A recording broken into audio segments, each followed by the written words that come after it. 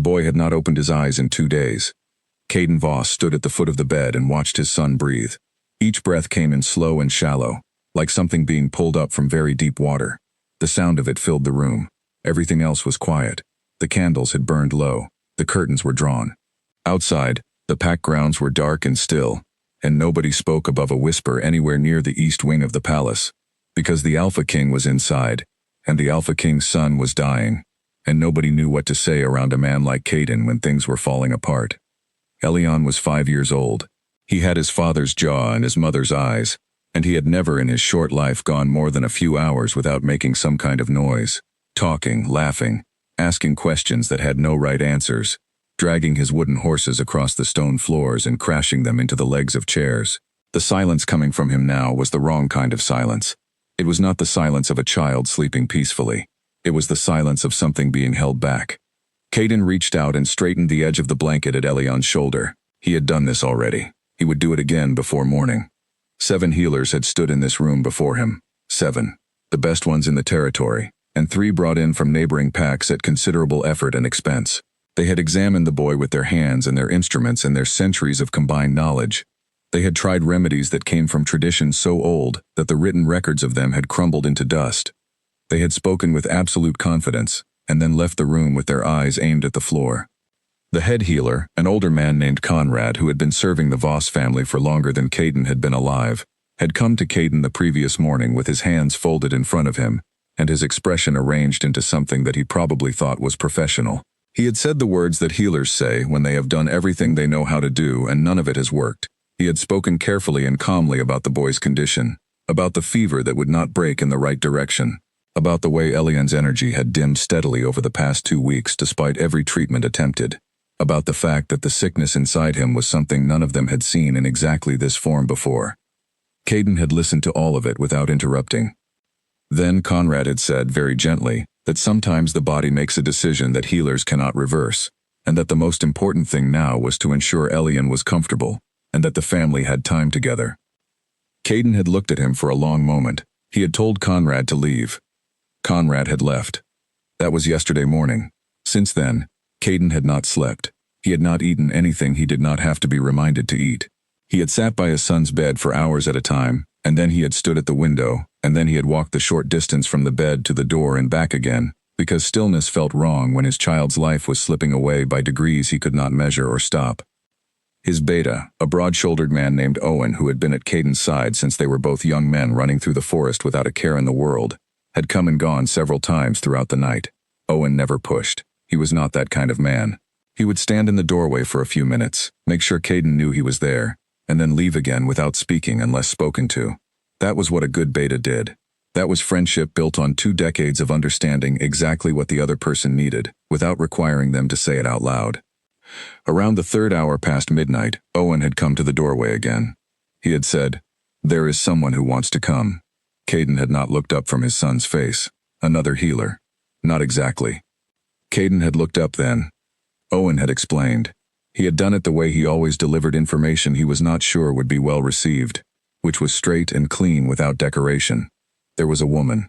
She lived on the outer edge of the pack grounds, near the tree line where the old footpaths crossed the fields. She was an Omega. She was, by the standards of the pack registry, effectively nobody. She had no rank, no formal position, no documented history of service to the pack in any official capacity. She had no wolf form.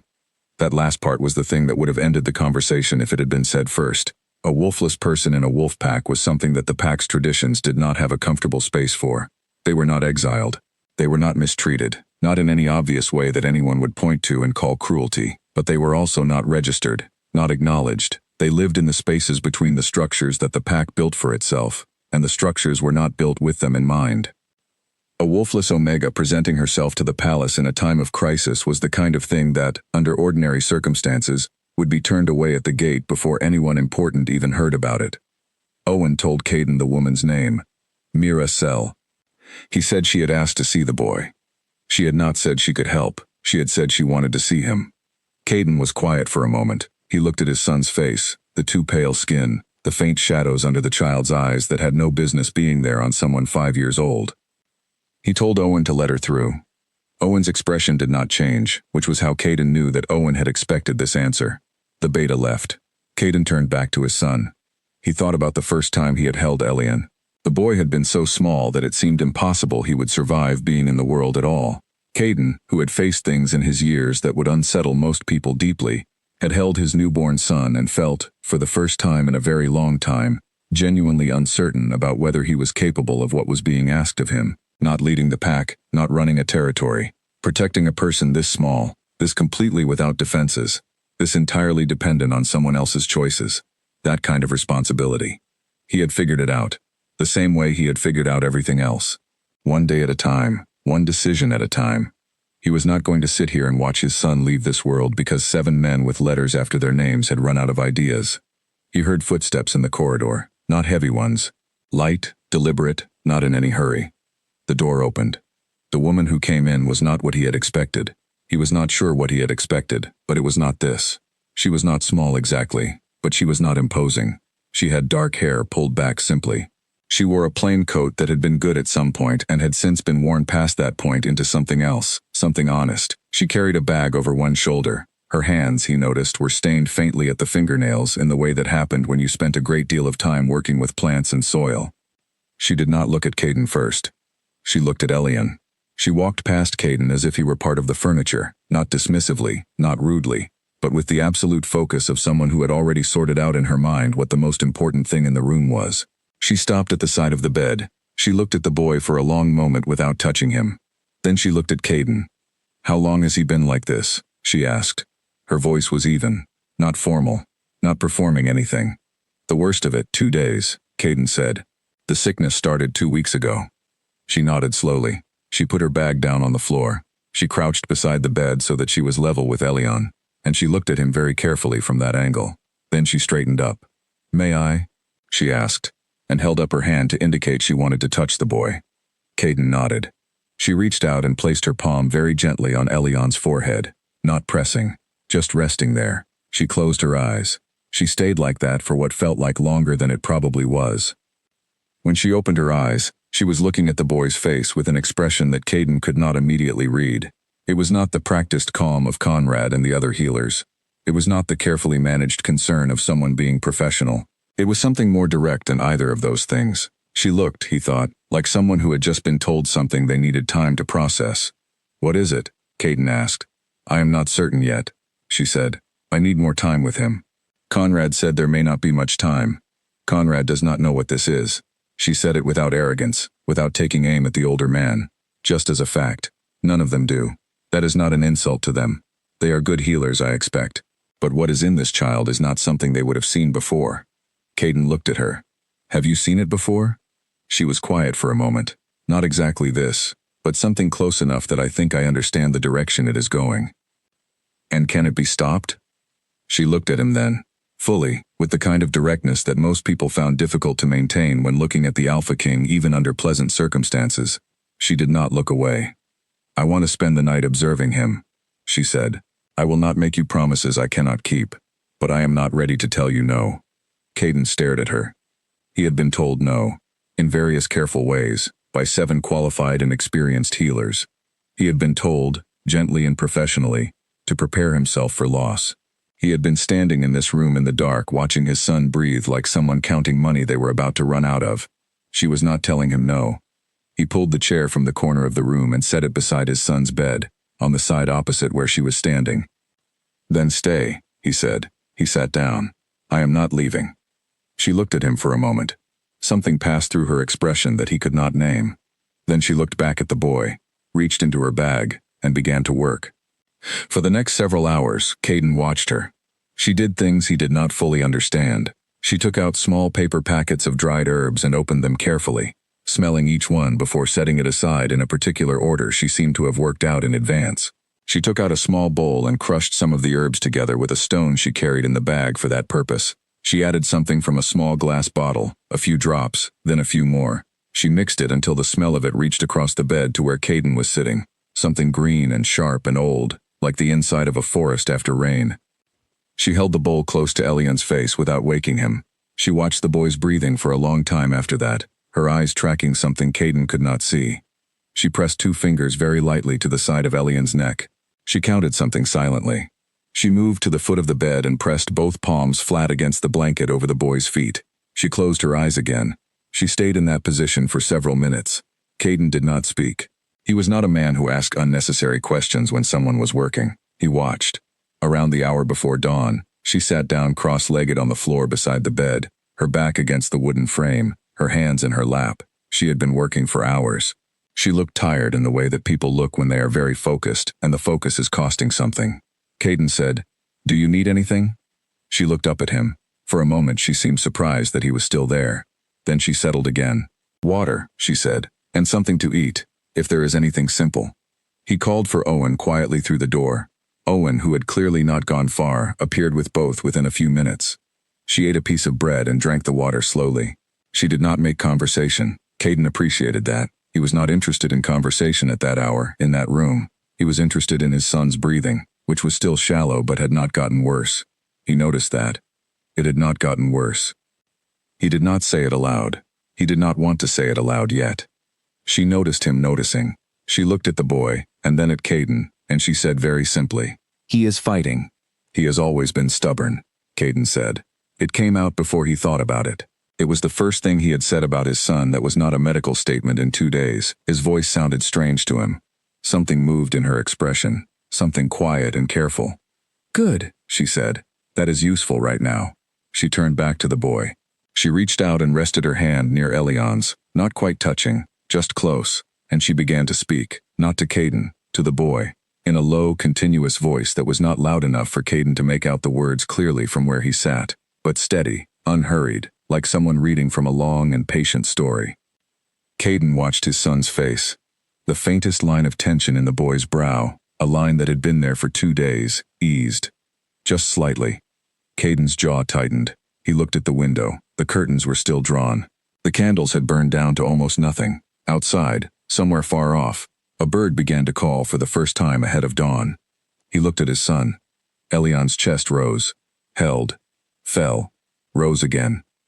Caden sat in his chair in the almost dark with his hands folded on his knees and the low sound of Mira's voice filling the space between them, and he did not look away from his son's face, and he did not let himself think about anything beyond this room, this bed, this breath, and then the next one. He had faced things that would unsettle most people. He had made decisions that kept him awake and cost him things he never recovered. He had built walls inside himself that were so old now that he had stopped noticing they were walls. He was, by every measure that the world around him used, a strong man.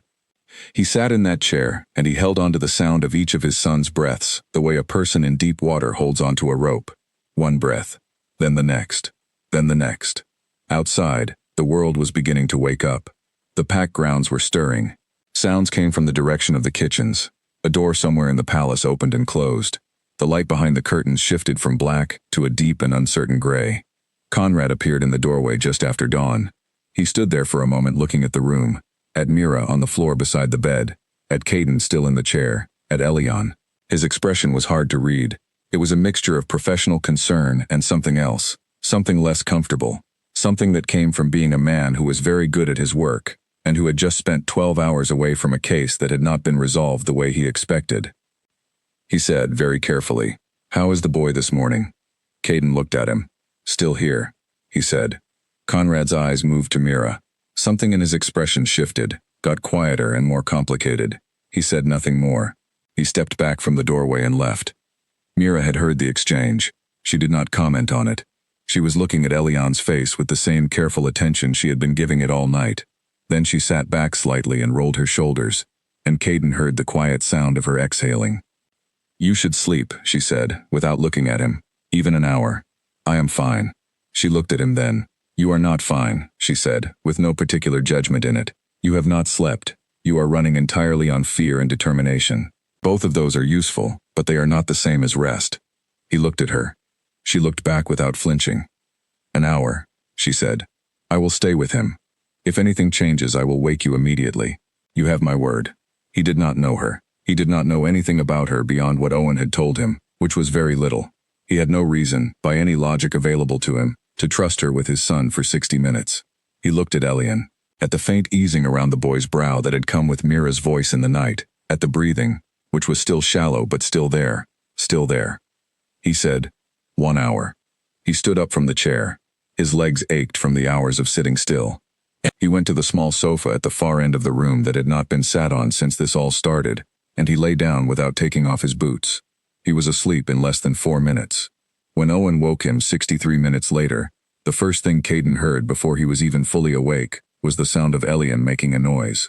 A very small noise, barely anything, a sort of shifting and a quiet sound of complaint.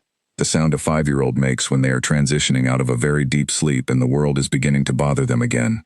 Caden was on his feet and at the bedside before his mind had fully processed what he was hearing. Elian's eyes were not open, but his brow had furrowed in that way it did when something was bothering him. His fingers had curled slightly around the edge of the blanket. He was not waking up yet, but he was closer to the surface. He was much closer to the surface than he had been. Mira was standing at the far side of the bed. She was watching the boy's face. Her own face was composed and quiet, but there was something in her eyes. Not excitement exactly, something more careful than that. The look of someone who has seen a thing begin to turn in the right direction, and who knows better than to assume it is over, just because it has started. Caden looked at her. She looked at him. He moved on his own about 20 minutes ago, she said quietly. His temperature has dropped slightly, only slightly, but it has dropped. Caden looked at his son. The fingers still curled around the blanket edge, the brow still furrowed, breathing still shallow, but there and steady, and something inside it that had changed. "What did you do?" Caden asked. She was quiet for a moment. "I started," she said. He did not understand that yet. He did not need to, not at that moment. He pulled the chair close again and sat down and looked at his son's hand on the blanket. He had held that hand when the boy was small enough to fit entirely against his chest. He had held it crossing roads and walking through markets and in the first days after the boy's mother had gone, when Elian was too young to understand what had happened, and Caden was barely keeping himself together, and the two of them had sat on the steps of the east garden in the late afternoon sun and held hands without talking. He put his hand near Elian's on the blanket, not taking it, just near it. Elian's fingers, without opening, shifted toward him, an unconscious thing, an instinctive movement. Caden pressed his lips together hard. He looked at the window, he looked at the curtains, he breathed. Mira had turned away to give him the moment. She was looking at something in her bag, not really looking, just giving him the privacy of a direction that was not his face.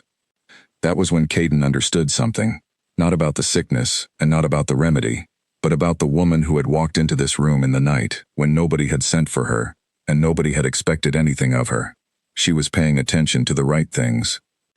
In a room full of grief that was trying very hard not to be grief, she was paying attention to the right things. The curtains were still drawn. The candles had burned out completely now and the room was running on the pale morning light that came through the gaps. Somewhere outside, the bird that had called before dawn called again, or a different bird, calling the same kind of call. Caden sat in his chair. His son breathed beside him. He said nothing. There was nothing to say yet.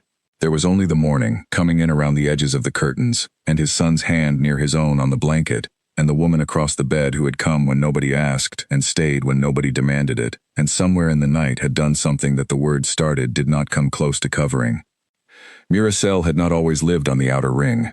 There was a time, years before, when she had lived in a house in the middle of things, not a grand house, not the kind of house that anyone would have turned to look at while passing, but a solid house on a proper street, with a garden in the back that her mother had planted piece by piece over the course of a decade until it was something remarkable. Her mother had known things about plants the way some people knew things about music, instinctively, completely, in a language that could not be fully translated into ordinary words. Her mother's name had been Clara. Clara Sell had died when Mira was 19, and she had not died peacefully. She had died of a sickness that came on fast and confused the healers who treated her, a sickness that behaved differently from what they expected and moved through her body along routes that their knowledge did not fully map. They had done their best. Mira believed that. She had never blamed them for the outcome, but she had sat in the room with her mother through all of it, watching the healers work, watching her mother's face, and she had begun to notice, in those terrible weeks, that there was a gap somewhere, between what the healers knew and what the sickness was doing, a gap that their instruments did not measure and their traditions did not address. After her mother died, Mira had spent a long time in the kind of grief that does not make any sound. She went to work every day. She cooked, she cleaned, she did all the things that a person does when they are maintaining the appearance of existing. And in the evenings she sat in her mother's garden, which was still growing because the plants did not know that Clara was gone, and she thought about the gap. She began to read. Not the formal texts that the healers trained on. Those were important. She was not dismissing them. But she read around the edges of them. Old records, notes from practitioners who had worked in ways that the formal traditions had not incorporated.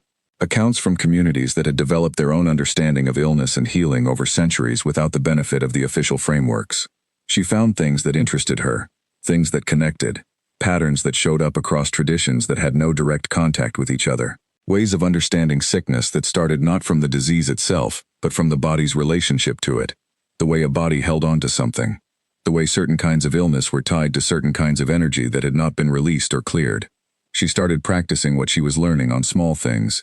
Plants first, then animals. The neighbor's old dog, who had been declining for months, was, 3 weeks after Mira started working with it, moving around the yard again with something that looked very much like energy. The neighbor had been astonished and grateful, and also slightly alarmed. Mira had smiled, and said she had just been giving the dog some herbs.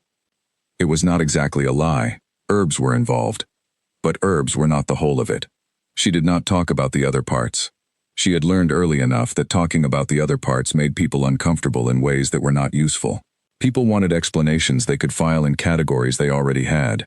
What Mira did with her hands and her attention and her voice did not fit neatly into any of the categories that most people were working with. She moved to the outer ring eventually. Not because she was asked to, not because anyone told her to leave, but because the outer ring was where she could work without interference, and without the constant low-level friction of being someone who did things in ways that the community around her did not have a framework for. The outer ring was quiet, the tree line was close, the old paths ran through the fields nearby, and she could walk them in the mornings when the air was cold and think without being interrupted. She had a small house. She had her mother's jar, which sat on the windowsill where the morning light hit it. Inside the jar was soil from Clara's garden. Not her mother's ashes, as some people who glimpsed it assumed. Just soil. Rich and dark and smelling faintly of the lavender that Clara had grown in the corner bed. Mira had taken it the morning after the funeral, before the house was sold, kneeling in her mother's garden with a jar and her hands and the quiet certainty that she needed to carry something of this place with her. She said good morning to it every day. She was not sentimental about it. It was not a ritual, not exactly. It was more that the jar on the windowsill was a way of keeping her mother present in the room without requiring her mother to be alive, and Mira had made peace with that distinction a long time ago. The outer ring suited her. She had a small reputation, built slowly and entirely by word of mouth, among people who had tried the formal healers and found that something in their situation remained unaddressed. They came to her carefully, usually in the early morning or in the evening, when fewer people would see them coming and going. She did not advertise. She did not have a sign on the door. She charged what people could afford, and when they could not afford anything, she charged nothing, and they paid her in vegetables, or in firewood, or in the occasional afternoon of help with something she needed done around the house. She was nobody. She knew exactly what she was within the structure of this pack, and she had, over the years, made a kind of peace with it. Not a happy peace. Not the peace of someone who had decided they did not want anything else. More the peace of someone who has understood that wanting things the structure will not give you is an expensive way to live, and who has redirected that energy into the work itself. The work was enough, usually. On the morning that word came to her about the Alpha King's son, she was in the back of the house sorting through a new batch of dried material that she had collected from the far fields the previous week. She heard the news the way she heard most things on the outer ring, through the irregular current of conversation that moved from person to person along the paths and across the fences. Someone told someone who came past her door and called through the gap in the fence because they thought she should know. She continued sorting through her dried material. She knew the boy was sick. She had heard, in the previous days, that the healers had been called, and then that more healers had been called, and then that things were not improving. News moved through a wolf pack the way water moved through channels. It found its way everywhere eventually, and even on the outer ring you knew what was happening at the center if you paid any attention at all. She sorted her material. She labeled small packets with thin strips of paper and set them in the wooden box she used for storage. She worked neatly and methodically the way she always worked, without rushing, without wasting motion. She thought about what she had heard. She did not think about going. Not directly. She was not the kind of person who made decisions quickly. She had learned, through years of working with things that did not respond well to haste, that the most important thing was usually to stop and actually feel the situation before deciding what to do about it. She felt the situation. It sat in her chest with a weight that was not comfortable. She set down the herb packet she was holding. She looked at the jar on the windowsill. The morning light was coming through the glass, catching the dark soil inside, making it look almost warm. She thought about a 5-year-old who had not opened his eyes in 2 days. She thought about the gap, the one she had first noticed at her mother's bedside, between what was known and what was happening. She thought about the way certain kinds of sickness moved, not through the body alone but through something connected to it, something that the formal instruments did not pick up and the formal knowledge did not address. She thought about what she had learned in the years since her mother died, what she had built, piece by piece, from the edges of other people's traditions and from the things her own hands had discovered through years of practice. She stood up. She went to the corner of the main room where she kept her working bag. She checked it quickly and efficiently, the way she always checked it before going somewhere, making sure she had what she would need. Several of the packets were low. She took extras from the box and put them in, the small bowl, the stone, the 2 bottles, the lengths of clean cloth. She put on her coat. It was a good coat, or it had been once. Long dark wool, well made, worn past its best days into something more honest than good. It fit her perfectly because it was shaped now entirely to her. She picked up the bag. She looked at the jar on the windowsill for a moment. Then she went out the door and started walking toward the palace. The gate guards saw her coming from a distance and they were not immediately encouraging. This was something she had expected. She was, by any visible marker available to someone who did not know her, a nobody approaching a place where nobodies were not on the guest list. She was not dressed impressively. She was not flanked by anyone. She did not carry herself with the particular kind of confidence that came from having a formal position, which was a different thing entirely from the confidence she did carry, which was quieter and less legible to people who were looking for the first kind. The older of the 2 gate guards crossed his arms when she got close enough for conversation. She told him her name. She told him she had come to see the boy. He looked at her the way that gate guards look at people they have already decided not to let through. She was patient. She was very good at being patient in the way that people are good at things they have had a great deal of practice with. She did not argue. She did not raise her voice. She simply stood there and waited, with the quiet assurance of someone who knew something the people in front of her did not know yet, and who was willing to allow them time to figure out that they needed to let her through. The younger guard disappeared inside. He came back after several minutes with a tired-looking man in healer's robes who had the expression of someone who had been awake too long and had run out of good options, and was therefore, however reluctantly, willing to consider bad ones. The healer looked at her. She looked back. He stepped aside. She walked through the gate and followed the younger guard across the palace grounds in the early morning light. The grounds were quiet. A few people moved in the distance. The east wing, where she was being taken, had a particular stillness around it that she recognized. It was the stillness that gathered around a place where something serious was happening. People moved carefully near it, their voices lower, their steps quieter, as if the serious thing inside might be disturbed by ordinary life continuing too loudly outside. She was taken to a corridor. A broad-shouldered man appeared, the beta, she understood, without needing to ask, because there was a particular way that people who served as betas to strong alphas carried themselves, something in the set of the shoulders and the steadiness of the eyes. He looked at her bag. He looked at her face. He said nothing, turned, and she followed him. He knocked at a door. A voice from inside said something brief. The beta opened the door and she walked in. She saw the room. She saw the bed. She saw the boy in the bed, and she walked directly to him without looking at the man in the chair to the boy's right, not because she was being rude, not because the man in the chair was not significant, but because the boy was why she had come, and the boy was right there. She stood over him and looked at him. She had seen sick children before. She had worked with some of them and she had helped most of them, and she had not been able to help all of them. And the ones she had not been able to help lived in a specific part of her memory that she did not visit often, but that was always exactly where she had left it.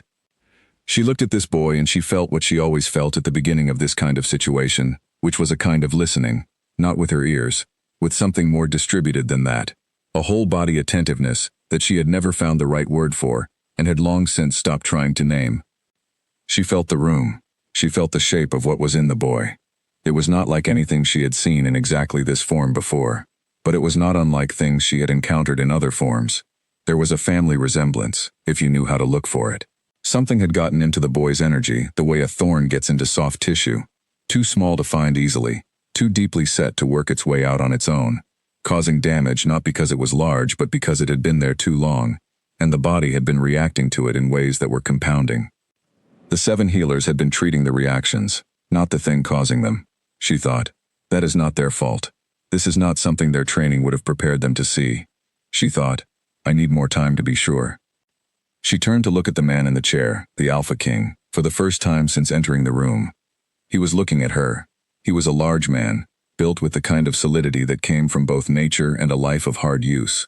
He had the face of someone who had made a great many serious decisions, and had lived with the weight of all of them.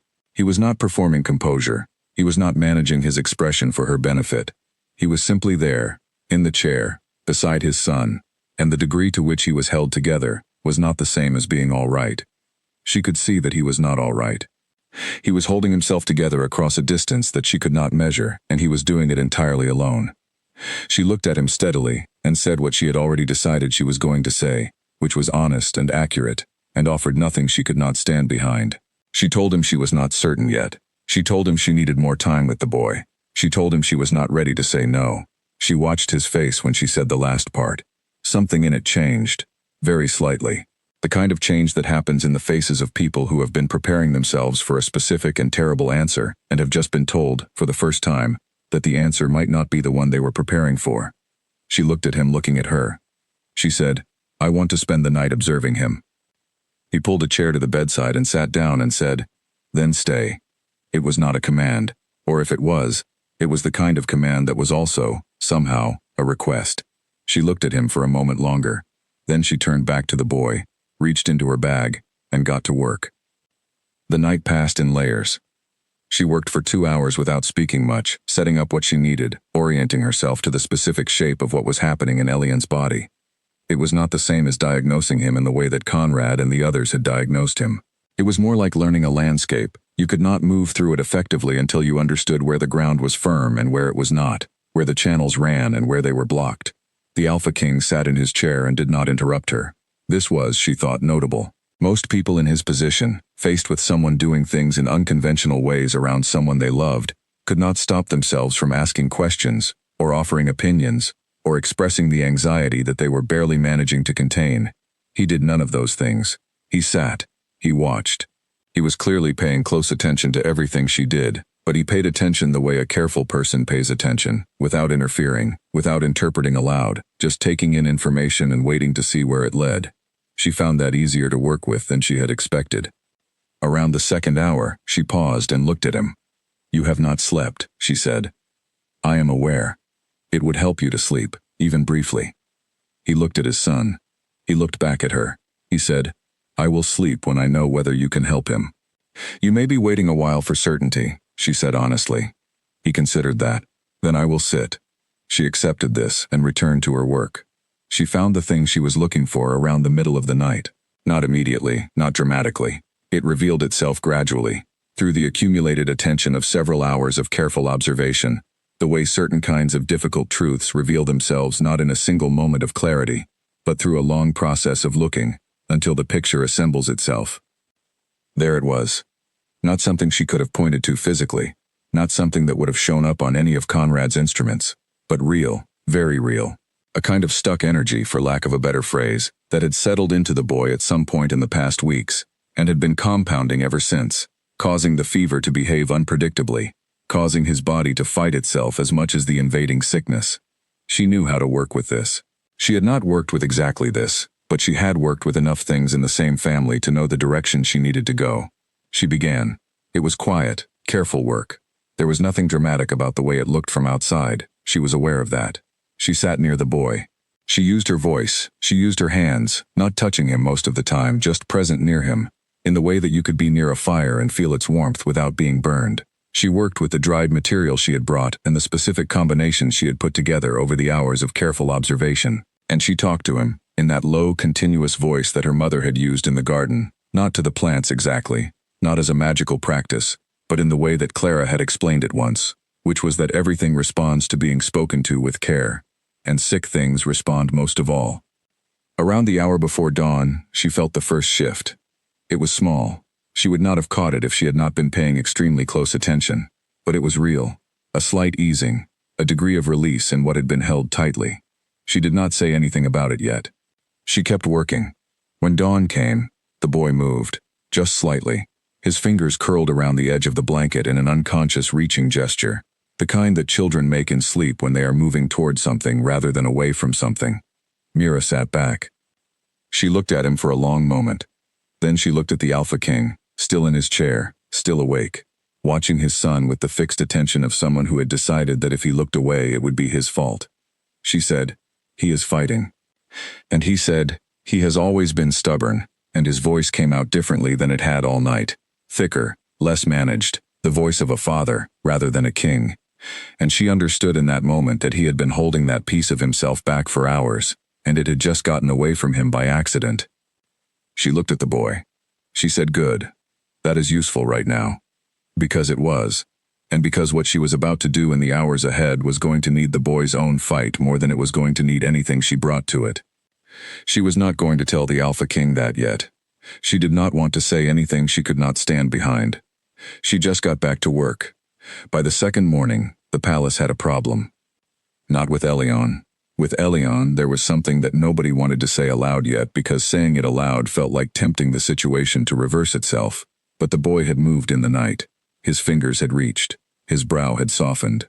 His temperature had dropped by a fraction that was small but directional, and direction, after 2 weeks of going the wrong way, mattered more than the size of the step. The problem was with Mira. Or rather, the problem was with what Mira represented to the people in the palace who found her presence complicated. Conrad arrived in the east corridor at 7:30 in the morning. He was dressed formally, which for a healer of his standing meant robes pressed and collared and carrying the particular quality of a man who had arranged himself carefully before leaving his room. He stood outside the door to Elion's chamber for a moment before knocking, which he did not usually do. He was the head healer. This was his territory, or it had been. He knocked as a gesture of something he had not quite worked out yet. Owen opened the door from inside. The beta stepped into the corridor and pulled the door nearly closed behind him. "The boy?" Conrad asked. "Resting," Owen said, "more comfortably than yesterday." Conrad absorbed this. His expression did what expressions do when they are trying to manage several competing feelings simultaneously, and none of those feelings are entirely comfortable. "And the woman?" he asked. "Still with him? All night?" "All night." Conrad was quiet for a moment. He looked at the closed door. Then he looked at Owen with the look of a man who was about to say something that he had the right to say, but that he was not entirely sure he should. "The Alpha King should be informed," he said carefully, "that her methods have not been verified, that anything she does with that child cannot be formally endorsed by the Healers' Council. I am not saying she has done harm. I am saying that the appropriate channels have not been—" "The Alpha King," Owen said, with the particular stillness of a good beta who is choosing his words on behalf of someone he serves, "has been in the room with her the entire night." Conrad stopped. "He was there for all of it," Owen said. "He did not leave." The head healer said nothing for a moment. Then he said, "I see," in the way that people say it when they see something that they were not expecting and are not sure how to file. He left the corridor without another word. Owen watched him go and then went back inside. Caden was not in the chair when Owen returned. He was standing at the window, where he had pulled the curtains open for the first time in 2 days. Morning light was coming in, pale and clear and not interested in anyone's feelings about it. Elion was still in the bed, asleep, more quietly asleep than he had been, less like someone who was being held down by something and more like someone who was genuinely resting. Mira was on the floor, her back against the wall, her coat still on, her eyes closed. She had not asked for a place to rest. She had just sat down where she was when the work had gotten to a point where it was safe to pause, and she had closed her eyes, and she was still there. Caden had looked at her when she did that and had said nothing. He had taken the blanket from the small couch and put it over her legs without waking her. Then he had gone back to his son's bedside for a while, and then he had come to the window. Owen told him about Conrad. Caden looked out the window at the grounds below, where the morning was continuing its ordinary business, people moving along the paths, a cart crossing the yard near the supply entrance, everything proceeding as if the world were entirely normal. "Is the boy better?" Caden asked. "He seems to be," Owen said. "Better than yesterday." "Then Conrad can bring his concerns to me in writing," Caden said, "and I will read them when I have time." Owen nodded. "There are also 3 council members who have asked for meetings this morning. Tell them this afternoon." And the senior healer's assistant brought a formal notation, which I understand is a procedural step toward a formal objection to. "This afternoon," Caden said.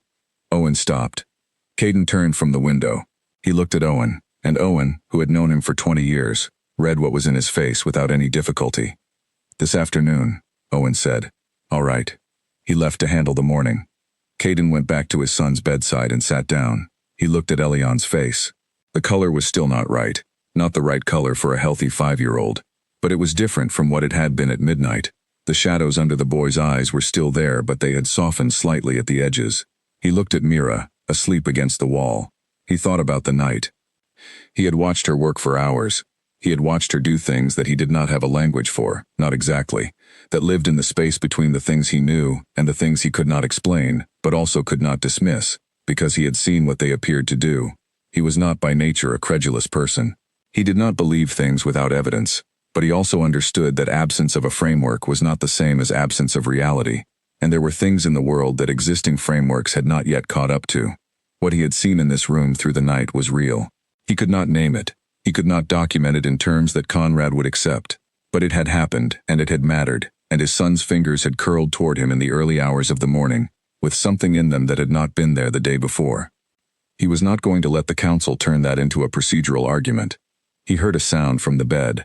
Very small, a sort of shuffle and a quiet exhale of the particular kind that children produce when they are on the verge of waking. Elian's face did its pre-waking thing, the small frown that came before the eyes opened, the brief furrowing of concentration that meant the surface was very close. Caden leaned forward in his chair. Elian's eyes opened. Not wide. Not dramatically. They opened slowly, the way eyes open after very deep and exhausting sleep, and they blinked once, and then they looked up at the ceiling for a moment, and then they moved. Slowly, they moved, and they found Caden's face. The boy looked at his father. Caden looked at his son. He did not say anything for a moment. He did not trust his voice to say anything for a moment. He reached out and put his hand over the boy's hand on the blanket, and Elian's fingers moved, slowly, and gripped his. "Papa," the boy said. His voice was thin and rough, and he had clearly never in his short life produced a sound more welcome than that one. Caden said, "I am here." Elian blinked. He looked around the room slowly, taking in information the way sick children do when they come back to themselves and need to re-establish where they are and what is real. He saw the room. He saw the window and the morning light. He saw the woman asleep against the wall with the blanket over her legs. "Who is that?" he asked. "Someone who came to help you," Caden said. Elian considered this. His grip on his father's hand did not loosen. "Is she sleeping?" "Yes." "We should be quiet then," the boy said, with the absolute seriousness of a 5-year-old communicating something important. Caden looked at his son. His jaw tightened in the way that it had been tightening regularly over the past 2 weeks whenever something happened that went in a direction he was not prepared for, and it had learned a new reason to tighten. "Yes," he said quietly. "We should be quiet." Elian nodded once with great gravity. He looked at the ceiling. He looked at his father again. "I am hungry," he said, in the same serious tone. Caden stood up and went to the door and told the person in the corridor to bring the boy something simple, bread and broth, and then he came back and sat down, and he looked at Elian's face and Elian's eyes, which were clear and tracking and present in a way that they had not been for 2 weeks. He thought, 2 weeks ago, on a different morning, Elian had been in the kitchen, trying to convince someone to let him have honey on his bread, before it was a reasonable hour for honey on bread. He had been arguing his case with the absolute conviction of a child who does not understand why adults complicate things that are simple. He had been fine. He had been so entirely fine that Caden had walked past the kitchen doorway and heard his son's voice making the argument for honey, and had kept walking without breaking stride because everything was ordinary, and ordinary was fine. That morning felt like a different century. Mira woke quietly, without any fuss, the way she seemed to do everything. She blinked, oriented herself to the room, and the first thing she did was look at the bed. She saw Elian's open eyes. Something happened in her face. Something that moved through it quickly and settled back into its usual composure before it was entirely finished. But it had been there, real and unmanaged for just a moment. She looked at the boy. She said quietly, "Good morning." Elian looked at her with the measuring attention of a child assessing an unfamiliar adult. "Good morning," he said politely. Then, after a pause that carried the particular weight of a small person deciding whether to ask something, "Did you fix me?" Mira looked at him for a moment. "I helped," she said. "But you did most of the work yourself." Elian considered this. He seemed to find it acceptable. He looked at the ceiling again. "I am hungry," he said, for the second time, as if this were the most pressing unresolved item. "So we have been told," Caden said. Elian looked at his father. Then he looked at Mira again. "Can she stay?" he asked Caden. The lady who talked to me. Caden looked at Mira. Mira was looking at the boy with an expression that she was working to keep neutral. She was not quite succeeding. We can ask her, Caden said. I heard about it before I got here, Owen said from the doorway, where he had appeared with a tray. He set it on the table beside the bed and looked at Elian with visible relief, the relief of a man who had been worrying steadily for 2 weeks and had just had a significant portion of that worry lifted. He looked at the boy with the kind of quiet warmth that came from watching someone grow up. He looked at Mira. He gave her a nod, a short one, simple, the kind that carried more weight than it appeared to. She nodded back. Outside in the corridor, the palace was beginning to organize itself around the morning, around the news that was spreading from person to person the way news always spread, picking up details and losing others as it went. The boy had woken. The boy had asked for food. The boy had recognized his father and said good morning to a woman he had never met before. Conrad heard it from his assistant in the corridor outside the medical wing. He stood with his hands folded and his expression arranged in the way that it was arranged when he was managing several things at once. He said he was glad the child was improving. He said it sincerely.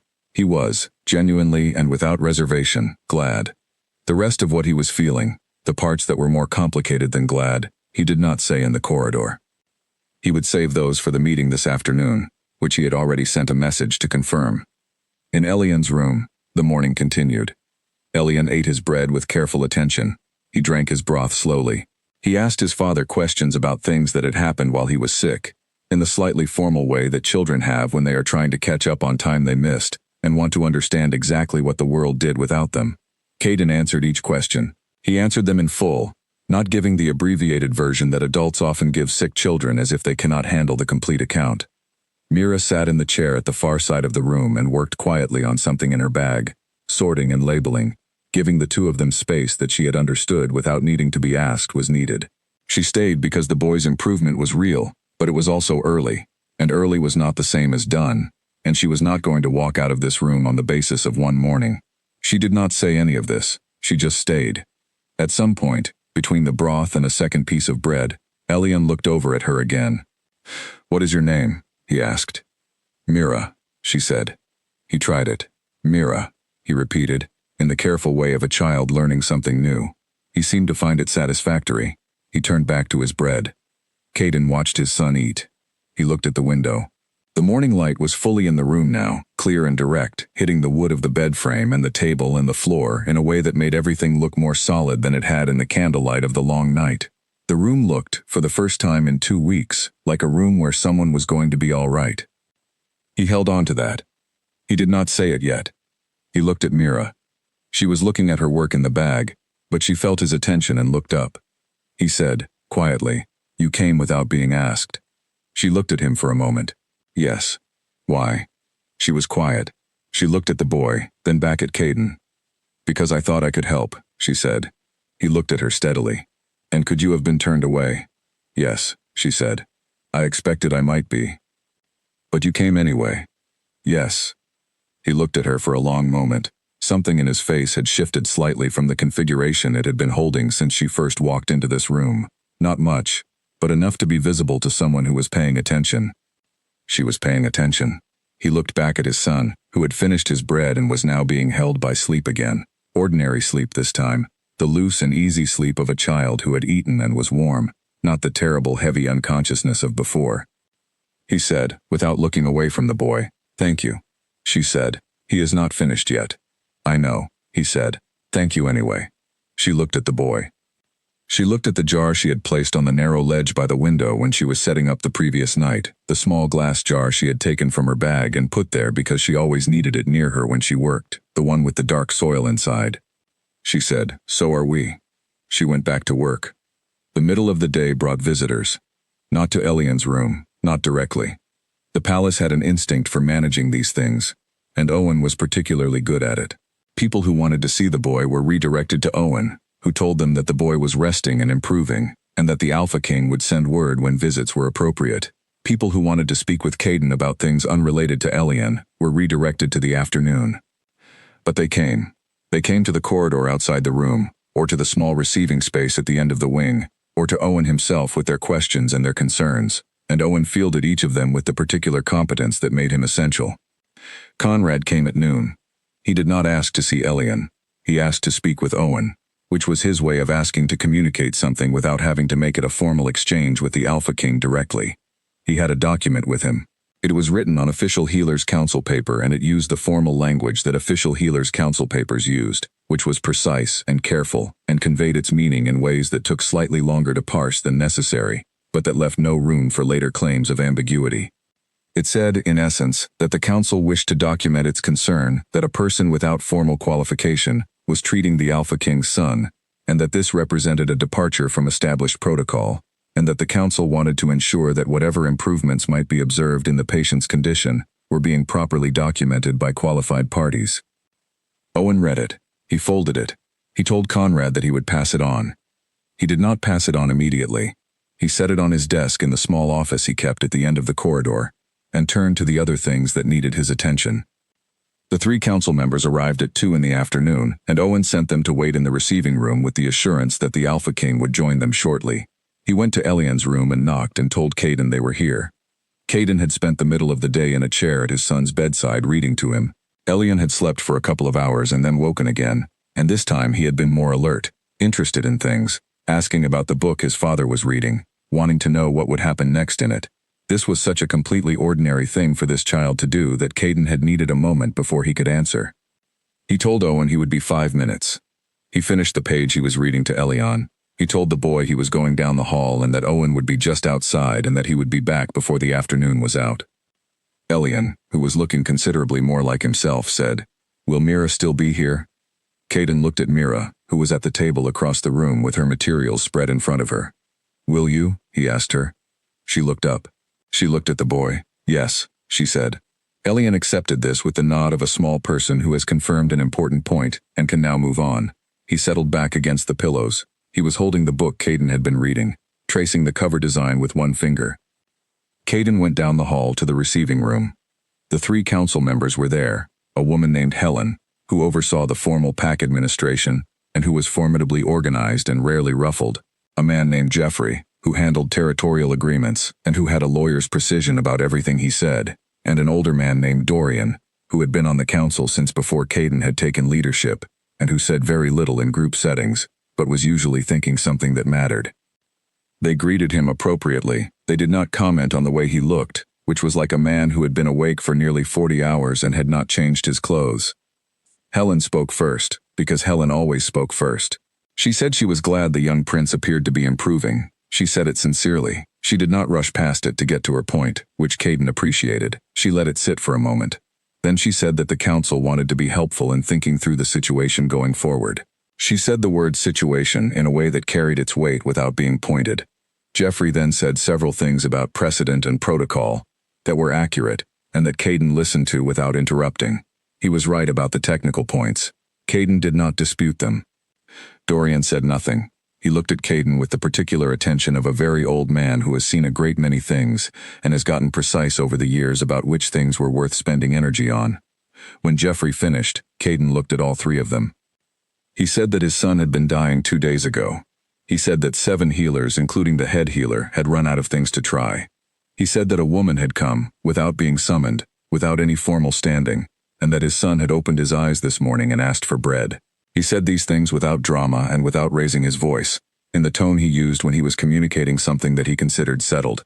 He said that he intended to ensure Mira was able to continue her work with Elian until the boy was fully recovered. He said that he was open to whatever documentation the Council and the Healers Council wanted to produce, and that they could document whatever they liked. He said this last part in a way that was polite and that left no room for misunderstanding. Helen looked at him. She had worked with him long enough to know this tone. She nodded once. "Of course," she said. "We only want to be helpful." Jeffrey looked like he had more to say, but was working out whether this was the moment for it. He decided it was not. "Of course," he said. Dorian looked at Caden for a moment longer than the other 2. Then he said, "How is the boy?" "Eating," Caden said. Something in Dorian's face relaxed. "Good," he said. "Just that. Good." Caden went back to the East Wing. When he returned to Elian's room, he found his son asleep again, the book still in his hands, his face the face of a sleeping child, and not the face of a child being held underwater by something invisible. Mira was at the window. She was looking out at the grounds, and she had the jar in her hands, turning it slowly, not doing anything with it, just holding it. She heard him come in. She set the jar on the window ledge. He crossed the room and stood a few feet from the window. He looked out at the grounds alongside her for a moment without speaking. Then he said, "The council had concerns. I expected they would," she said. "I told them it was handled." She looked at him. "And is it?" "As far as I am concerned," he said. She was quiet for a moment. She looked at the jar on the ledge. "The formal healers will not be satisfied with that." "Conrad can be unsatisfied," Caden said. "That is his choice." She looked at him then, not as if she were surprised, but as if she were taking something in, as if she were updating her understanding of something. He looked back at her. "Is there anything you need?" he asked. "For the boy's treatment. Anything you do not have?" She thought about it. "There are 3 things I will need in the next few days that I did not bring. I can give a list to whoever does the supply ordering. Give it to Owen. It will be found." She nodded. He looked at Elian. The boy had curled slightly in his sleep. The book had fallen off his hands onto the blanket. He was not gripping anything now, just resting, loose and easy and entirely, ordinarily, mercifully asleep. Caden looked at his son for a long moment. He said, without turning from the boy, "He asked if you would still be here. Before I left." She looked at the boy too. "I know," she said. "I heard. He does not ask that about most people." She said nothing for a moment. "He is a perceptive child," she said. "Yes," Caden said. "He is." He went to the chair and sat down. He picked up the book that had fallen from Elian's hands. He set it on the table. He looked at his son's sleeping face. Outside the window, the afternoon was doing what afternoons do, continuing onward without being asked, indifferent to the things that had happened in the rooms below it. The grounds were the same grounds they had always been. The sky was the ordinary sky. The paths were the ordinary paths. But inside this room, something had shifted. Not completely. Not finished. Elian was still recovering and there was more work ahead and nothing was certain yet. But something had moved from one place to another, and the room felt different for it. And Caden, sitting in his chair with his son sleeping beside him for the first time in 2 weeks like a child and not a crisis, breathed in the difference. Mira went back to work. The afternoon passed. The palace adjusted around it, and in the East Wing, everything that needed to keep happening kept happening. The thing about knowing how to find a sickness that nobody else can see is that it requires you to be very still in yourself first. Mira had learned this from her mother, though Clara had never said it in exactly those words. She had said it in the way that she moved through her garden. No hurry, no agenda beyond what she was actually doing. The garden could tell you things if you were quiet enough to hear them, but you had to come to it empty. You had to leave your plans at the gate. Mira had understood this as a child in the way that children understand things their parents teach, without being able to articulate the understanding. She had understood it fully, the way adults understand things, only after her mother died and she was sitting in that garden alone, and she was so emptied by grief that she had nothing left to bring to it. And the garden had talked. Not in words, not in anything she could describe clearly to someone who had not experienced the same thing. But she had been sitting among the plants her mother had grown and she had been hollowed out completely, and she had felt something come in to fill the hollow, something she could only describe as information, as the shape of the world pressing into a space that was finally empty enough to receive it. She had started learning from that moment, or she had started to understand that she had already been learning, and had just now begun to notice what she had been collecting. On the 3rd morning in the palace, she sat with this. Elian was sleeping the good sleep again. His fever had dropped further. His color was slowly, quietly, returning to what it should be, not dramatically, not in great leaps, like light coming back into a room when someone gradually turns a lamp up rather than switching it on full. She sat in the chair at his bedside, not the chair his father usually occupied, that one she had left where it was. She sat in the smaller chair at the end of the bed, and she was still, and she was listening in the way she had learned to listen. The thing she had found in Elian on the first night was still there, but it had loosened. The way a knot loosens when you work the right part of it. Not gone, not yet, but different, less tight, less pulling. She understood more of it now than she had when she arrived. It was not a common sickness, or rather, it was not only a sickness in the sense that the healers had been working to address. There was an illness there, a real one, something that had entered the boy's body and taken hold, but it had found a particular kind of purchase because of something else, something underneath it, something that had been there for longer than the illness had. She did not say this to anyone, not yet. Not because she was hiding it, but because she was still working it out, and she had learned that saying half-formed things to people who were afraid led to conclusions that the half-formed things had not been intended to lead to. She needed to understand it fully before she brought it to Caden. He would need to know.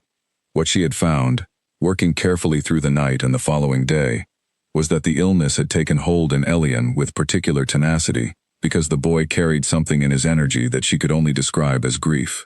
Not the kind of grief that a 5-year-old could name or feel or be aware of, something deeper and older than that, something that had been in him from very early on, woven into him at a level below conscious experience.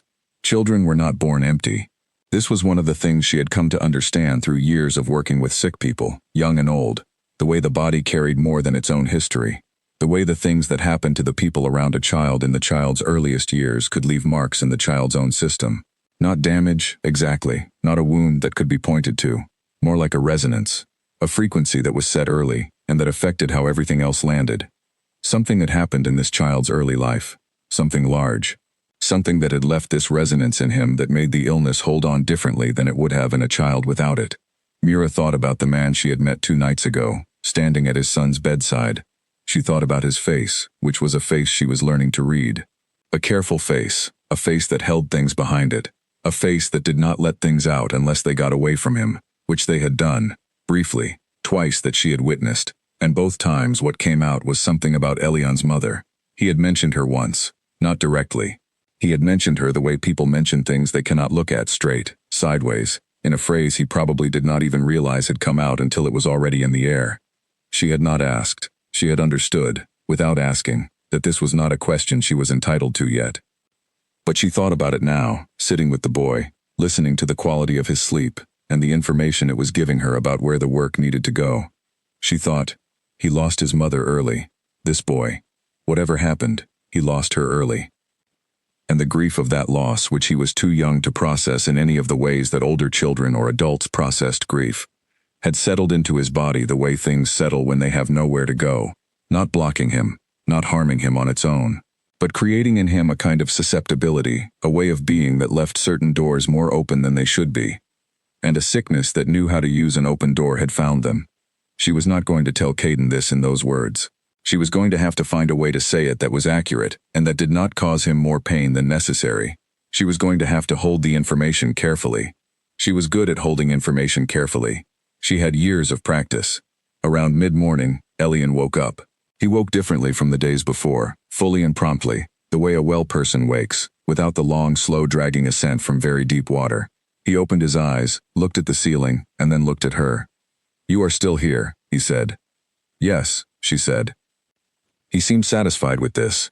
He lay looking at the ceiling for a moment, then he turned his head and looked at the door. "Where is Papa?" "I believe he went to have breakfast," Mira said. "He will be back." The boy nodded. He shifted in the bed, not restlessly, just adjusting. He looked at the window. "I want to go outside," he said. "Not yet," she said. He looked at her. She had noticed, a particular way of looking at adults that was not challenging exactly, but also not the passive acceptance of someone who planned to let the answer stand without consideration. He looked at you as if he were deciding whether your reasoning was sound. "How many more days?" he asked. "A few," she said. "It depends on you." "How does it depend on me?" She thought about how to explain it to a 5-year-old. "Your body is working hard to get well," she said, "and I am helping it. But how fast it goes depends partly on how well you rest and eat and let the work happen." He thought about this. "If I rest really well and eat everything, will it be faster?" "Possibly," she said. He nodded with the decisiveness of a child who has identified a strategy and is committing to it. "I will eat everything," he said. Something moved through her that she kept off her face. "Good," she said. She heard footsteps in the corridor. The door opened and Caden came in, followed at a distance by Owen carrying a tray. Elian's face changed when his father came in, opened up in the particular way that children's faces open for specific people, the ones who make them feel completely safe. Caden crossed to the bed. He sat on the edge of it, which was not a chair-sitting kind of sit. It was a father sitting beside his child kind of sit, and he looked at Elian's face with the expression he had probably thought he was keeping private. He was not keeping it private at all. It was completely visible to anyone in the room who was paying attention. "How do you feel?" he asked the boy. "Better," Elian said seriously. "I am going to eat everything today. Mira said it might make me faster." Caden looked at Mira. She kept her face neutral. "I said possibly," she said. He looked back at his son. "Then we had better make sure the food is good," he said. Owen set the tray down, and Elian inspected it with the focus of someone who has made a commitment and intends to follow through.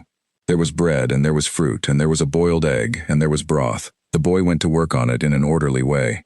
Caden watched him eat with an expression that kept moving between relief and something more complicated.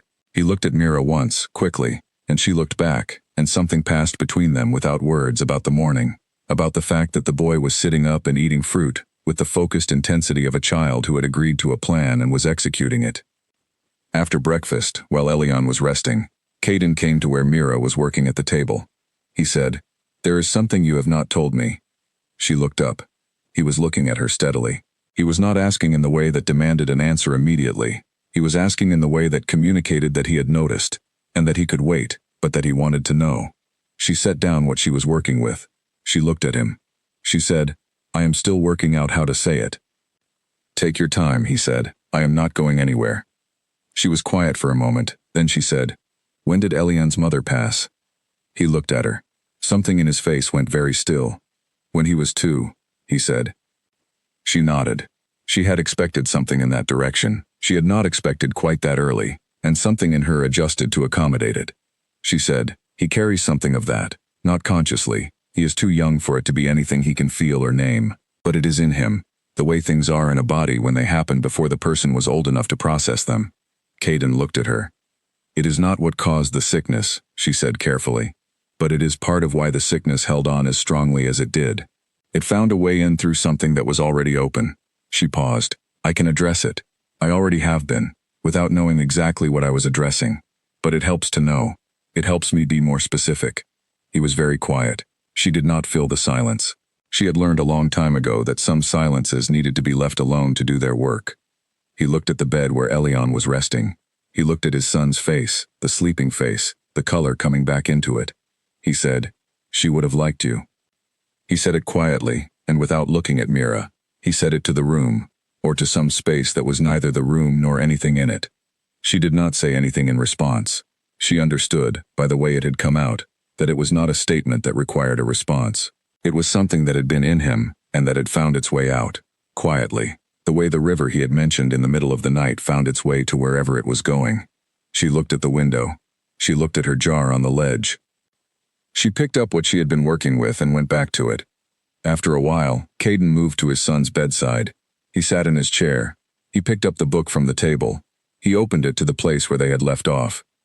He began to read, in a voice low enough not to wake the boy if he was sleeping, but clear enough to be heard if he was only resting. He read 2 pages, and then another, and the sound of his voice in the room was a different thing from the careful, controlled communication she had heard from him in the past 2 days. It was something else, something that existed between him and the boy in the bed, and that did not require an audience. Mira worked. She worked for another hour, quietly, methodically, with the patience of someone who has learned that the most important things take the time they take. And in the bed beside the window, in the morning light that was now full and clear and honest, Elian breathed in and out with the steady rhythm of a child who was no longer on the edge of something terrible, but on the edge of well. The afternoon of the 3rd day brought the first real complication. Not with Elian, with the people around Elian. A woman named Vera arrived at the palace.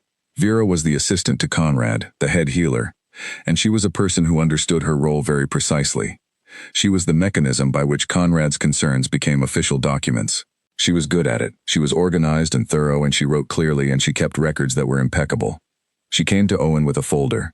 Inside the folder was a formal request for access to the patient for the purposes of documentation. The Healers' Council, through Conrad, was requesting the right to conduct their own assessment of Elian's current condition, their own evaluation of the methods being used in his treatment, and their own record of the progression of his recovery, if recovery was in fact what this was. That last qualifier was Vera's work. She had added it because Conrad had reviewed the draft, and felt that the language should remain neutral about outcomes until the council had its own data. Owen read through the folder in the corridor, while Vera stood with her hands folded and waited. He said he would bring it to the Alpha King. Vera said she appreciated it, and that the council understood these things took time. Owen took the folder inside. Caden read it at the table in the small anteroom off the east corridor, where Owen had set it down in front of him, with the expression of a man who was fairly certain he knew how this was going to go, but who had been at this long enough not to assume. Caden read through the folder twice. He read slowly, giving each page what it needed.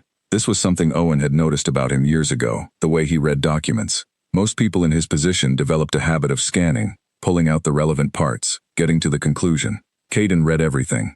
He had told Owen once that the thing most often hidden in a document was in the phrasing around the parts the writer expected you to focus on, and that you had to read everything to catch it. He was right. He had always been right about that kind of thing. He put the folder down. "What does Conrad actually want?" he asked. Owen considered the question. "I think he wants to be in the room," he said. "And he wants official standing to be in the room. And he wants whatever is happening with the boy to be documented by people he trusts before he has to acknowledge that it worked." Caden looked at him. "That is my reading," Owen said. "It is accurate," Caden said. He looked at the folder. "He can assess Elion. He is still the head healer. He has the standing to assess his patient. I am not going to block that." He paused. "But Mira stays. Her work is not interrupted. His assessment works around her, not the other way. He may find that difficult to accept." "That is his choice," Caden said. "Set it up for tomorrow morning, early, before Elion gets tired from the day." Owen nodded. He took the folder and went to handle it. Caden went back to the East Wing. He found Mira at the table as usual, working through something that involved a combination of materials she had clearly arranged in a specific order that had meaning he could not read from the outside. She looked up when he came in. "Conrad is coming tomorrow morning," he said, "to assess Elion. Formally." She was quiet for a moment. "All right," she said. "He may be difficult." She looked at him. "He has been working with sick people for many years," she said. "He has done things the right way his entire career. From where he is standing, I am someone who should not be here, doing things that should not work, getting results that make him look like he missed something." She set down what she was holding. "I would be difficult too." He looked at her. She looked back without any complaint in it. She was not asking for sympathy. She was just stating the thing accurately, the way she seemed to state most things. "I will be here," he said. "If it becomes a problem, it will not become a problem," she said. "I am very good at not having arguments." He almost smiled. It was brief and it did not fully land, but it was there. "That is probably fortunate," he said. She turned back to her work. He went to his son's bedside. Elion was awake and in better spirits than he had been at any point in the past 2 weeks, alert and curious and slightly frustrated by the horizontal position, which was a promising sign. Caden sat at the edge of the bed and they talked, about small things, about the wooden horses Elion had been playing with before he got sick, about the garden and when it would be warm enough to go out in it, about a bird that had built a nest in the east garden that Elion had been monitoring before everything went wrong. Caden answered each thing. He answered them fully, and without abbreviation, without talking over the boy's head or managing the conversation. He treated the 5-year-old's questions about the bird's nest with the same seriousness that he would have brought to any other conversation. Mira, across the room, did not appear to be paying attention. She was paying complete attention. She had been watching the two of them for 3 days now, and she had seen, in the way they were with each other, something that she found deeply informative, and also deeply difficult, not in a way she needed to examine aloud, just something she was aware of, the way you are aware of light. This man loved his son with the intensity of someone who had already lost something irreplaceable, and who understood, at a bone-deep level, that nothing was guaranteed. He had built walls around himself that were very high and very old, and inside those walls he was entirely, unconditionally available to this child. No walls between him and Elion, nothing held back, just pure, unmanaged, completely visible love. She watched them talk about a bird's nest. She thought about the things the body carries. She thought about the boy carrying grief below his knowing. She thought about the father carrying grief above it, in full view, managing it with both hands, every minute of every day. She thought, the sickness could not have found a better pair of doors. She was not going to say this to anyone. She turned to the window and looked at the jar on the ledge and breathed through it the way her mother had taught her to breathe through the things you had to witness without being able to fix. Some things you could address, some things you could ease and support and make better conditions for healing, and some things you simply had to acknowledge existed and carry carefully while you did the work. She picked up the jar. She turned it in her hands once, the way she had done this morning, not doing anything with it, just holding it. The soil inside shifted slightly. She set it back. She went back to work.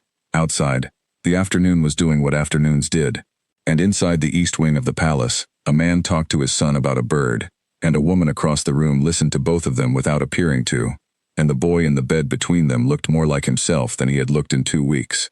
This was not everything, but it was something. It was genuinely, solidly, carefully something.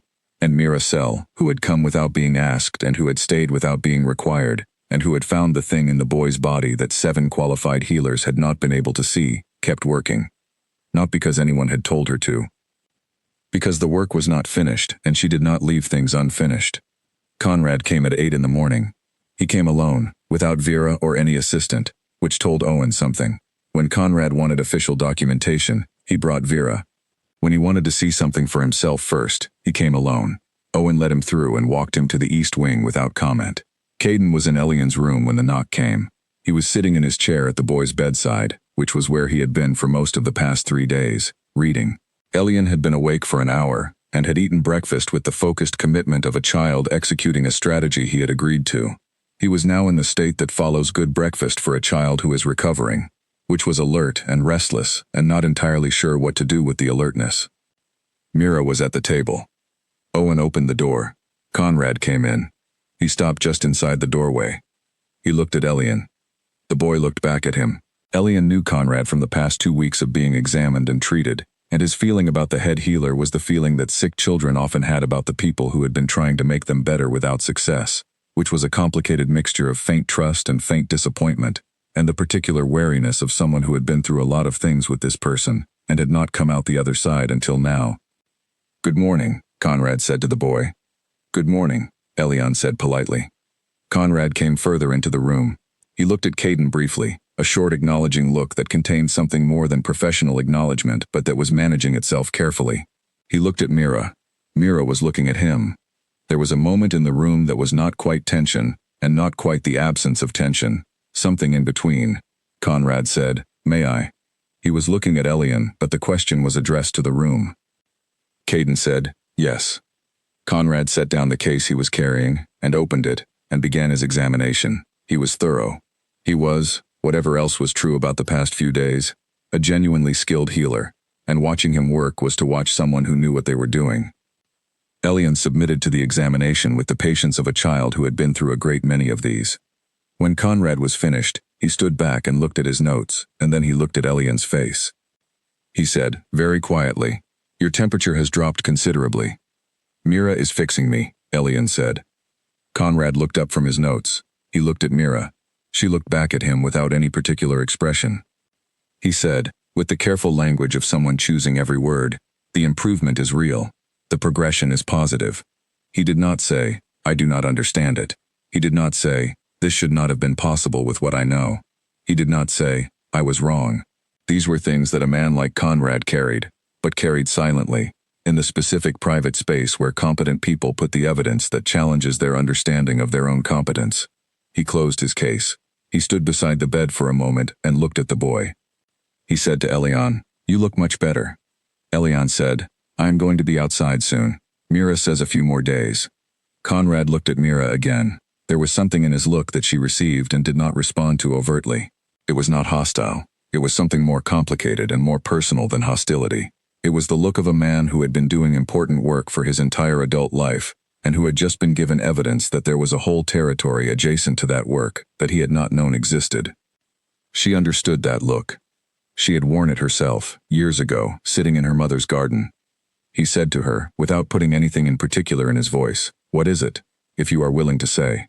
The room was quiet. Caden looked up from the book he had been holding but not reading. She considered the question. She thought about how to answer it honestly, without being either dismissive of what he knew, or so technical about what she knew that it became a kind of performance. She said, "Something was in him that your instruments do not measure, something that was making the sickness hold on differently than it would have otherwise. I found it, and I have been working to clear it alongside the sickness itself." Conrad was quiet. "I understand that this is not a satisfying answer from a clinical standpoint," she said. "No," he said, "it is not." He paused. "But the boy is better." "Yes." Another silence. He picked up his case. He looked at Elian once more, then he looked at Caden. "I will update the formal record," he said, "with a notation that the patient is responding to alternative treatment." He said alternative, the way someone says a word they have chosen because there is no better one available. Caden said, "Thank you for coming." Conrad nodded. He looked, one more time, at Mira. He did not say anything else. He went to the door. Owen, who had been standing outside, would walk him back. The door closed. Elian looked at the door and then at his father. "Why does he seem sad?" he asked. Caden blinked. He looked at his son. "What do you mean?" "He looks like he is sad," Elian said. "Not crying sad. The other kind." Caden was quiet for a moment. "He is a very good healer who worked very hard to help you," he said. "And he is still figuring out what he is thinking about that." Elian considered this with great seriousness. "Should I have said thank you to him?" "It would not have been wrong," Caden said. Elian nodded. "I will say it next time," he said, with the decision-making clarity of a child who has identified an error and corrected it mentally for future use. Mira looked at the boy. She looked at the window. She picked up the jar from the ledge, turned it once in her hands, and put it in her bag. Not because she was leaving, because she was moving to work at the table, and the ledge was in the way, and she would put it back later. It was a small and practical motion, but Caden saw it, and something in him noted it, filed it in the growing collection of things he had noticed about her over the past 3 days. The jar, the way she checked it or held it at certain moments, not with any ritual quality, not performing anything, just as a private thing she did. The way she had put it on the ledge the first night, settling her space the way a person settled a space they were going to be in for a while. He had not asked about it. He was not going to ask about it yet, but he noticed it. The morning continued. Owen came back from walking Conrad out and reported, with the diplomatic language of a man who knew how to characterize things accurately without editorializing, that Conrad had left in a thoughtful state. This was Owen's way of saying that Conrad had walked out of the palace carrying more to process than he had walked in with. Caden accepted the report and let it go. The more important thing was in the room in front of him, which was his son, who had been asking for the past 20 minutes whether they could move to the window so he could look out at the grounds, and Mira had said he could sit up for a while if he was careful, and they had moved him to sit against the headboard with pillows behind him, and he was now watching the grounds through the window, with the focused interest of a small person reconnecting with a world he had been separated from. He narrated what he saw. "There is a man with a box," he told his father. "Yes," Caden said. "He is going to the supply entrance. Probably. And there is a dog. There, by the left path. You see the dog, Papa?" "I see it. That might be Aldrin's dog. It looks like Aldrin's dog. Possibly." Elian continued to inventory the grounds with the thoroughness of a child who had missed things while he was ill, and was now accounting for everything. Caden sat beside him and confirmed or denied each item as it came up. The sun was on the grounds now, full and warm, the kind of morning that had no particular agenda. Mira, at the table, could hear the boy's voice going through its list. She could hear Caden's answers. She did not look up. She worked carefully, preparing what she needed for the next stage. The sickness in Elian had not been solved yet, only turned. She had shifted the direction of it, and she had begun to address the deeper thing, but several more days of careful work remained, before she would be confident that the boy was truly on the other side. She did not rush this. The whole art of what she did was in not rushing, in understanding that the body moved at its own pace, and that your job was to support that pace, not override it. Override it, and you got short-term improvement and long-term problems. Support it, and you got healing that actually held. She had seen what happened when people rushed healing. She had worked with people who had been rushed through something by well-meaning practitioners, and who were still carrying the consequences of that years later. A sickness treated only at the surface that had not been cleared from the root. She would not rush Elian. She would take the days it took. The question that was beginning to form in the back of her mind, the one she had been setting aside in favor of the immediate work, was what would happen when she was done. What would happen when Elian was fully recovered and the reason for her presence here had completed itself? She would go back to the outer ring, back to the small house and the back garden and the morning walks and the careful quiet work she had been doing for years. She looked at the jar in her bag. She thought about what the Alpha King had said the previous afternoon, that his wife would have liked her. He had said it to a space that was neither the room nor anyone in it. He had said it in the way that people say things that have been inside them a long time and have found a crack to come out through. She was not going to think about that now. She picked up the next item she needed to prepare. Behind her, Elian was still narrating the grounds. There was, apparently, a very interesting cat near the east garden wall, and he had things to say about it. Caden said, very dryly, "It is possible the cat does not know you are watching." Elian said, "Cats always know." Mira almost laughed. She kept it in, but it was there, the sudden bright pull of it, and she pressed her lips together and looked very carefully at what was in front of her. Caden heard the sound she almost made. He looked at her back. He looked at her shoulders, the slight shift in them. He looked back at his son. "Perhaps," he said, in the same dry tone, "we should ask Mira. She might know more about cats." Elian turned to look at her with immediate interest. She turned around. She looked at the boy. His face was open and curious, and his color was so much better than it had been 3 days ago that the difference was, in this direct sunlight, something that she had to absorb for a moment before she could respond. "I know a little about cats," she said. "Are they always watching?" he asked. She thought about it. "Almost always," she said. Elian nodded seriously. He turned back to the window. "That is what I thought," he said, to nobody in particular. Caden looked at Mira. She looked at him. Neither of them said anything. The morning continued in the east wing of the palace, and outside the window the grounds went about their business, and a cat near the east garden wall sat in the sunlight, apparently unaware that it was being very closely observed by a 5-year-old who was getting better.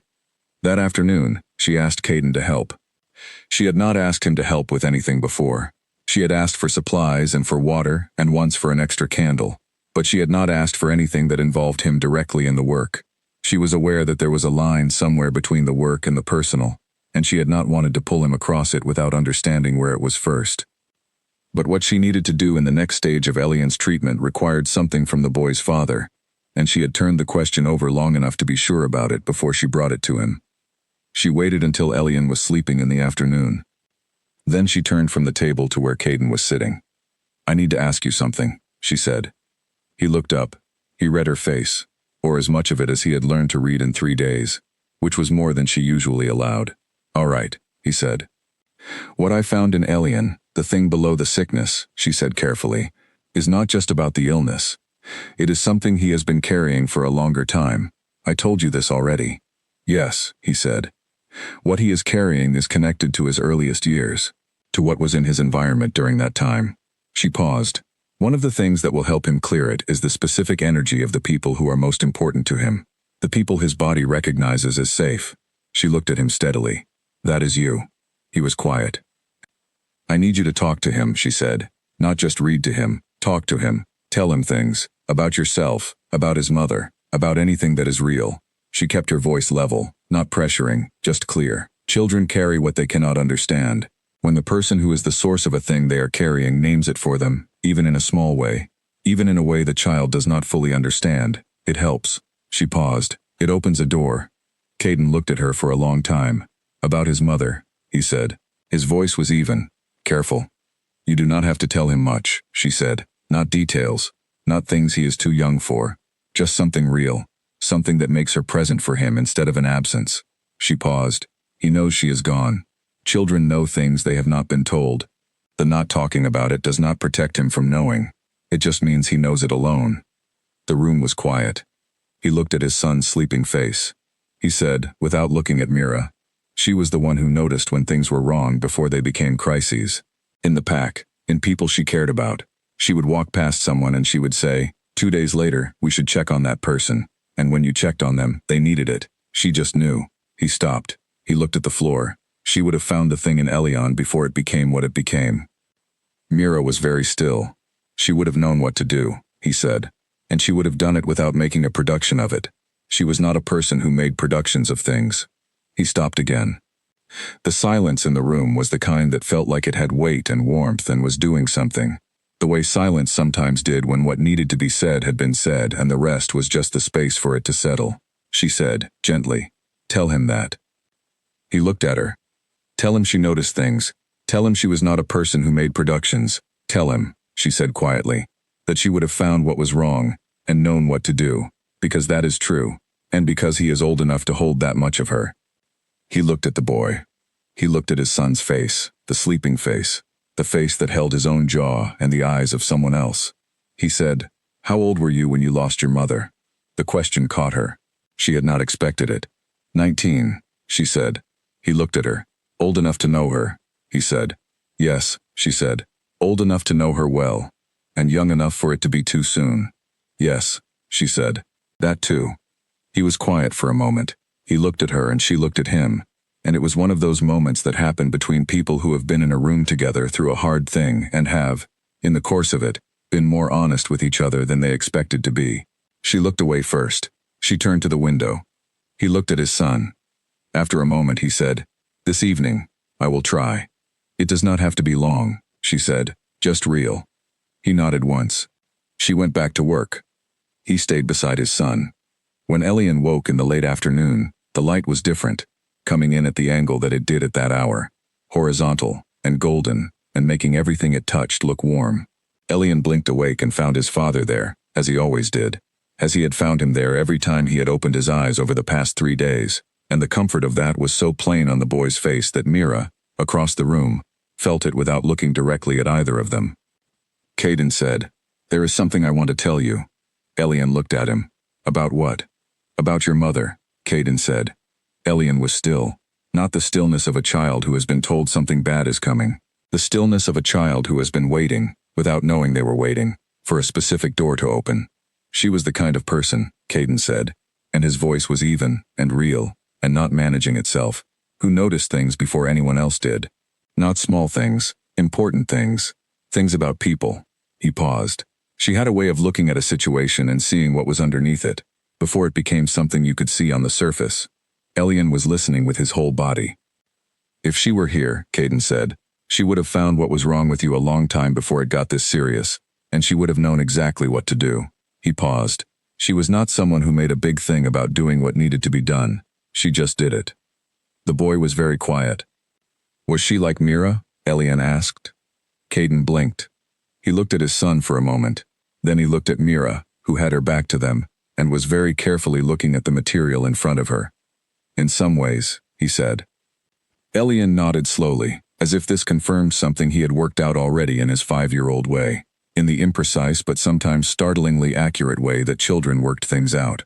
"I think I would have liked her," Elian said. Caden was quiet. He said, "She would have liked you very much." The boy seemed satisfied with this. He settled slightly against the pillows, not going back to sleep, just resting, thinking his thoughts in the way that children thought them, directly, and without the additional machinery that adults built up over years. Mira did not turn around. She kept her hands on the work in front of her, and she kept her breath even, and she looked out the window at the golden afternoon light on the grounds, and she thought about her mother, and she thought about a garden that was still growing after the person who planted it was gone. She thought, things persist.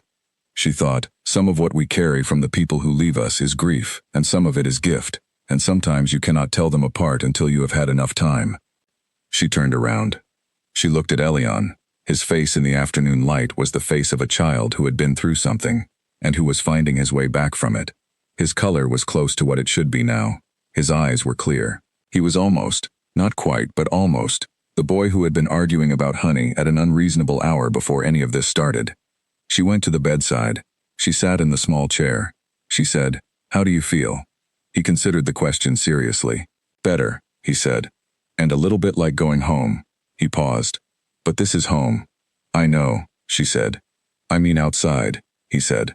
"My room, my horses." She looked at him. "A few more days," she said. He looked at her, then at his father, then back at her. "Are you going to stay?" he asked. "After I am better." She was quiet for a moment. She said, "I do not know yet." He accepted this with the seriousness he gave all answers. Then he said, "I hope you do." She looked at his face. She said, "I know." The afternoon light stayed for a while longer, doing what afternoon light did in that horizontal hour, touching everything warmly and without urgency. And in the room the three of them sat with the things that had been said and the things that had not been said, and the long, ordinary, essential work of being people in a room together, at the end of a hard and important day. On the 4th night, the fever came back. Not the same fever. Not the steady climbing heat of the past 2 weeks that had alarmed everyone and resisted everything they tried. Something different. A spike, sharp and sudden, arriving in the late evening hours without warning, pushing the boy's temperature up in a way that made Mira's hands go still over the work she was doing, and made her take a long breath through her nose before she moved. Elian had been sleeping when it started. He began to shift and murmur, the way children do when something is wrong in the body and the sleeping mind registers it before the waking one can. Mira was at the table. She had been working for the past 2 hours on the preparations for the next stage, and she had been listening to the quality of his breathing the way she always listened, the way she could do other things and still hold a thread of attention on him. She heard the change. She was at his side before she had made a conscious decision to move.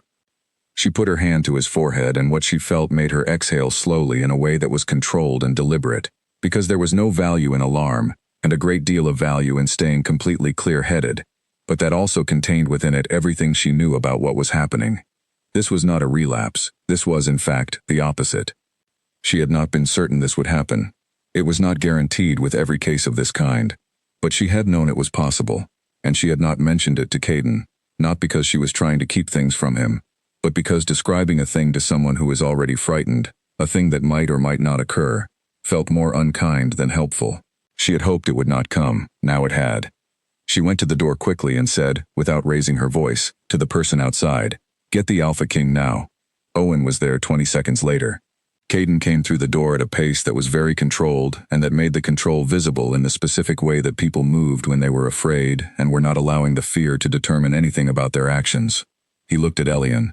The boy's face was flushed. His breathing had quickened.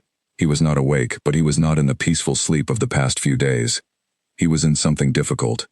Caden crossed to the bedside and was about to reach for his son's hand, and Mira said very clearly and without apology, "Do not touch him yet. Give me a minute." He stopped. He looked at her. She was already working, moving through her bag with the focused speed of someone who knows exactly what they are looking for. She found two things, combined them, held them close to the boy's face. She put her hands close to his chest, not touching, and she went still in the way she went still when she was listening deeply. The room was completely quiet. Caden stood at the foot of the bed, and he did not move and he did not speak. He was watching Mira's face. He was watching her hands above his son's chest. He was watching her eyes, which were closed, and he was doing the thing he had become very good at over the past 4 days, which was staying out of the way of her concentration. 30 seconds passed. She opened her eyes. She looked at Caden. "This is not what it looks like," she said. "I need you to hear me very clearly. This is not a relapse. This is the sickness clearing." She watched his face. "The thing I have been working on in him, the deep thing, it is moving.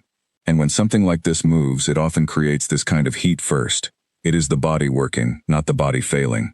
He was looking at her. She held his gaze. She did not look away, and she did not soften the directness of what she was saying. "I believe this. I'm not telling you what you want to hear. I am telling you what I believe is true, based on what I can feel in him right now," he said. "How certain?" She was honest. "Certain enough to tell you, not certain enough to guarantee." He looked at his son. He looked at the boy's face, the flushed skin, the quick breathing. He said, "What do we do?" "We help him through it," she said. "I need you to hold his hand and talk to him. Not because it will fix the fever, because it will help him not be frightened inside it. He needs to feel you there." Caden moved to the chair. He sat. He reached out and took his son's hand. Elian stirred, his brow furrowed. He made a sound that was not quite a word. Caden said, very quietly, "I am here. You are all right. I am right here." He said it without any of the managed control in his voice that was usually there. He said it the way people say things when the stakes are high enough that performance becomes irrelevant. Mira worked. She worked for 2 hours. She did not narrate what she was doing. She did not provide updates every few minutes. She moved around the bed with quiet economy, doing the things she needed to do, adjusting, responding to what she was feeling in the boy's body as it changed and shifted. Caden stayed at his son's side and talked. Not continuously. In pieces. Small things. The river story again. Different parts of it this time. The specific bend in the river where the fish liked to gather. The way the water looked in the morning when the light hit it from the east. He talked about the garden. The east garden that Elian had been wanting to get back to. He described the bird's nest in detail. He described the state of the lavender beds, which had been looked after by one of the groundskeepers and were apparently doing well. He talked about Elian's mother. Not in the full way. Not the whole story. But pieces of her. Specific pieces. The kind of details that made a person real. The way she had laughed at things that were not conventionally funny. The way she had organized her workspace, which was, he said, the kind of organization that only made sense to her but that she could navigate without looking. The fact that she had been terrible at directions in places she did not know well but absolutely certain in places she did know, and she had never admitted to the first thing or taken anything less than full credit for the second. Mira heard all of this. She heard it while she was working, and she filed it in the way she filed things that she needed to hold but not examine immediately. Around the second hour, she felt the shift. It was not dramatic. She had learned, over years of this work, that the dramatic version of the shift was usually something else. The real thing was quiet, a settling, a quality in the energy under her hands that changed in the way that water changed when the thing disturbing it had moved away, when the surface stopped being driven by something beneath it and went back to its own nature. She went still. She waited to be sure. She was sure. She sat back. She put her hands in her lap. She looked at Elian. The boy's breathing was slowing. The flush in his cheeks was beginning to recede, not fully, not yet, but the direction had changed. The furrowed brow eased. His hand in his father's hand loosened slightly, not releasing, just relaxing. From gripping to holding, from holding on to just holding. Caden was still talking. He had been talking about the river for several minutes now, specific details, the kind that came from someone who had stored them without meaning to, and who was only now discovering what he had kept. He said, and his voice was different from how it started, lower and less careful, and carrying something that had not been in it an hour ago. I took her there once. Before Elian was born. She had never been, and I wanted to show her, and we went on a morning in the autumn when the light was doing the thing it does in autumn, and she stood at that bend in the river and she looked at it and she said, he stopped. Mira looked at him. He was looking at his son's face. The fever flush was receding. Elian's breathing was settling into something that was on its way to ordinary sleep. She said that a place this quiet should be kept secret, Caden said. She said if you told too many people about it they would come and talk and ruin the silence. The room was quiet. He looked at Elian's face for a long time. She was not wrong, he said. Mira looked at the jar in her bag, the corner of it visible where she had not zipped it fully. She thought about her mother's garden. She thought about the way Clara had talked to the plants, not because she was doing magic, not because she thought the plants could hear in any ordinary way, because attention was a real thing, and presence was a real thing, and the things that were real enough you paid attention to them with your whole self tended to respond. She thought, he has been talking to his son, the way my mother talked to her garden. She thought, and the boy is responding. She said quietly, he is coming through it. Caden looked up. She nodded toward Elian. The fever is dropping. He will sleep now, properly. She paused. What happened tonight was what it needed to be. His body found the thing I was helping it find, and it is clearing it. He will be tired tomorrow. But this was the turn. Caden looked at her. She had said the turn. Not possibly the turn. Not what might be the turn. The turn. He looked at his son.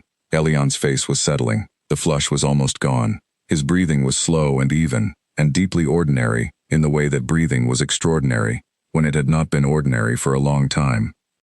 Caden's hand was still over the boy's hand. He did not move it. He said, to the room, not to anyone in particular, not to Mira and not to the air and not to the memory of someone who would have noticed all of this earlier and known what to do. Thank you. Mira said nothing. She went to the small couch and sat down with her back against the armrest. She was tired, in the specific way that the work made her tired. Not sleepy exactly, more like empty, in a way that needed to be filled slowly. She put her feet up. She pulled the coat around her. She looked at the window. The curtains were open.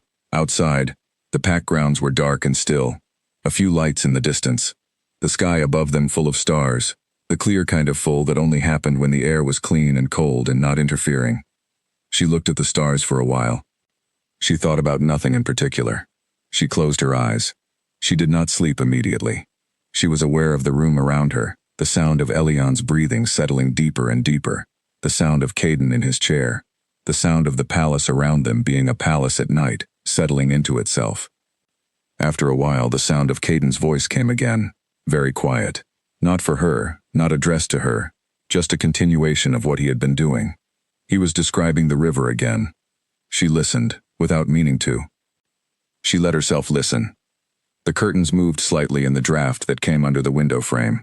The stars outside were the same stars that had been there all along, indifferent and patient, and older than any of the things happening in the rooms below them. She listened to the sound of a man talking to his sleeping son about a river in the autumn, and she breathed in and out, and the room was quiet around it, and somewhere deep in the night, without ceremony, with no more drama than a door swinging gently on its hinges, Elian's fever broke completely. The boy slept. Everything was quiet. Everything, for the first time in a very long time, was quiet in the right way. In the morning, Caden was still in the chair. Owen found him there when he came to check at dawn, before anyone else in the palace was fully awake. He had fallen asleep in the chair with his hand on the edge of his son's bed, not holding the boy's hand any longer, just resting there near it. His head had fallen forward slightly in the way of a man who had fought sleep for a long time, and then finally lost. Owen stood in the doorway and looked at the scene in front of him. Elian asleep. Color returned, breathing easy, the blanket pulled up to his chin. Caden asleep in the chair, his head tilted forward, not comfortable, not at all comfortable, but deeply asleep. Mira on the small couch, her coat over her, her feet tucked up, eyes closed. Owen stood there for a moment. He had served Caden Voss for 20 years. He had been there through the war and through its aftermath, and through the years of building a pack out of what the war left behind. He had been there through the death of the woman who had been the Alpha Queen and through the years after it, watching Caden do what Caden did, which was to hold everything together with his whole body, and never let himself come apart in view of anyone who needed him to be whole. He had seen this man in a great many configurations. He had never seen him look like this, which was to say, like a man who had been completely spent and who had found, in the depths of the spentness, something to hold on to. He pulled the door gently closed. He went to the kitchen to arrange for breakfast. When Elian woke at 7:30, he woke loudly. This was not something he could help. He had been a loud waker since he was an infant, greeting consciousness with an enthusiasm that treated every morning as a fresh emergency. He opened his eyes and said something that was half word and half noise, and this woke Caden, who came alert quickly from the way he always came alert quickly, not in the blinking, gradual way of someone who slept deeply, but in the rapid return to full awareness of someone who had trained himself over years to be ready fast. He looked at his son. His son looked at him. Elian said, "You slept in the chair." "Yes," Caden said. "That is not comfortable," the boy said. "No." Elian considered this with something approaching concern. "Does your neck hurt?" Caden touched his neck. "Yes," he said. Elian said, "Mira might have something for that." Caden looked across the room to the couch, where Mira was still asleep, or had been, until the beginning of this conversation, which was loud enough to have woken most people. She had one eye open. Caden said, "We should not assume." Mira said, from across the room with both eyes now open and looking at the ceiling, "I do have something for that." Elian turned to look at her with the expression of a child who is delighted to have their point confirmed. "She has something," he said to his father. Caden looked at Mira. She was looking at the ceiling with an expression that was completely controlled except for the small, brief, entirely unintentional quality at the corner of her mouth that was not quite a smile, but was something adjacent to it. He said, "Thank you, I am fine." "You are not fine," she said to the ceiling, "but it is your neck." "It is my neck," he agreed. She sat up. She pushed her coat off and stood in one motion and went to her bag, where she found what she was looking for without having to look for it, which was the particular quality of someone who knew exactly where everything was, in a system that had its own logic. She brought something to Caden, a small pot that smelled like nothing he could identify immediately, complex and faintly sharp. "On the neck," she said. "The muscle, not the skin." He looked at it. He took it. He was not, as a general rule, a person who accepted remedies from people. He was not built that way. He had, over his adult life, cultivated the particular independence of someone who had decided that needing things from other people was a vulnerability he could not afford. He took the pot. He rubbed the remedy on the muscle where the pain was. The relief was immediate and specific, the kind that came from something that actually understood the problem rather than addressing it generally. He looked at the pot. He looked at Mira. She had gone to the window to look out at the morning.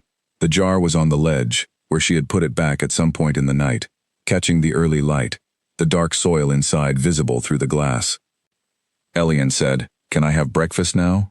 Owen came through the door at almost exactly that moment with the tray, which he had timed with the long practice of a man who had gotten very good at his job over 20 years. Elian inspected the tray. He found it acceptable.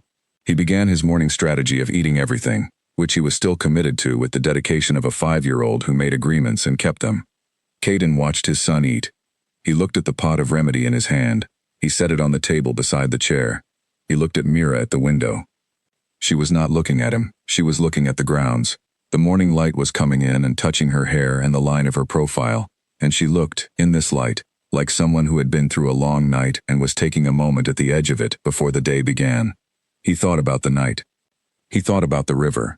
He thought about what it had felt like to talk about the river, about Helena, about the particular details of a morning in autumn that he had not thought about in a very long time, not because he had forgotten it, but because he had not been able to look at it for years. The way you did not look directly at certain things, not because they were not there, but because looking at them required something you were not sure you could afford. He had talked about them last night.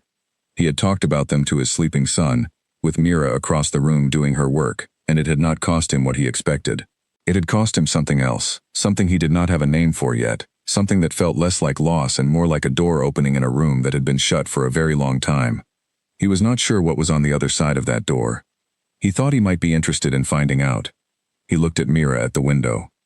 She turned. She felt his attention and turned, and their eyes met, and it was the kind of meeting that happened between people who have been through something specific together, something that has changed the shape of the air between them in ways that both of them can feel but neither of them has a name for yet. She looked at him for a moment. Then she looked at Elian, who had reached a piece of fruit and was examining it critically. She went to her table and sat down and opened her bag and got back to work. Caden looked at his son. Elian held up the fruit. "Is this pear or apple?" he asked. "Pear," Caden said. Elian took a bite. His expression confirmed this to his satisfaction. He went back to the strategy. The morning began. Outside, the packed grounds were warming as the sun got higher, and the dew on the grass was catching the light, and the paths were quiet still, everyone going about the first part of the morning before the full day had organized itself. A bird called somewhere near the east garden. Inside, in a room that had been very frightening for a very long time, the ordinary things happened. A boy ate his breakfast. A father sat beside him. A woman worked at a table by the window. And everything that was happening between them, which was considerable, moved at the pace of real things, which is to say slowly, and without ceremony, and without any of the markers that stories usually put on important moments. It just happened. The way the best things did. By the fifth day, Elian was winning arguments. This was, in Mira's clinical experience with recovering children, one of the most reliable signs that a child was genuinely better. Not the absence of fever, not the return of appetite, not even the improved color, though those things mattered enormously. The definitive marker was the return of the argument, the resistance, the small, absolute determination to want the thing that was being refused. Elian wanted to go outside. He had been wanting to go outside for 2 days, but he had been patient about it, because he had made a strategy, and the strategy was to be good, and eat well, and rest when he was told, and he had executed the strategy with admirable discipline. But now it was the 5th morning and he felt completely fine, and the window was open slightly, and the smell of the east garden was coming in, and he was done with the bed. He said this to Mira. She said, "Not yet." He said, "But I feel fine." She said, "Feeling fine and being done are different things." He said, "How are they different?" She explained the difference. He listened to the explanation with the close attention of a child who is gathering material for a counter-argument. When she finished, he said, "But I could go just to the window, not outside, just to stand at the window."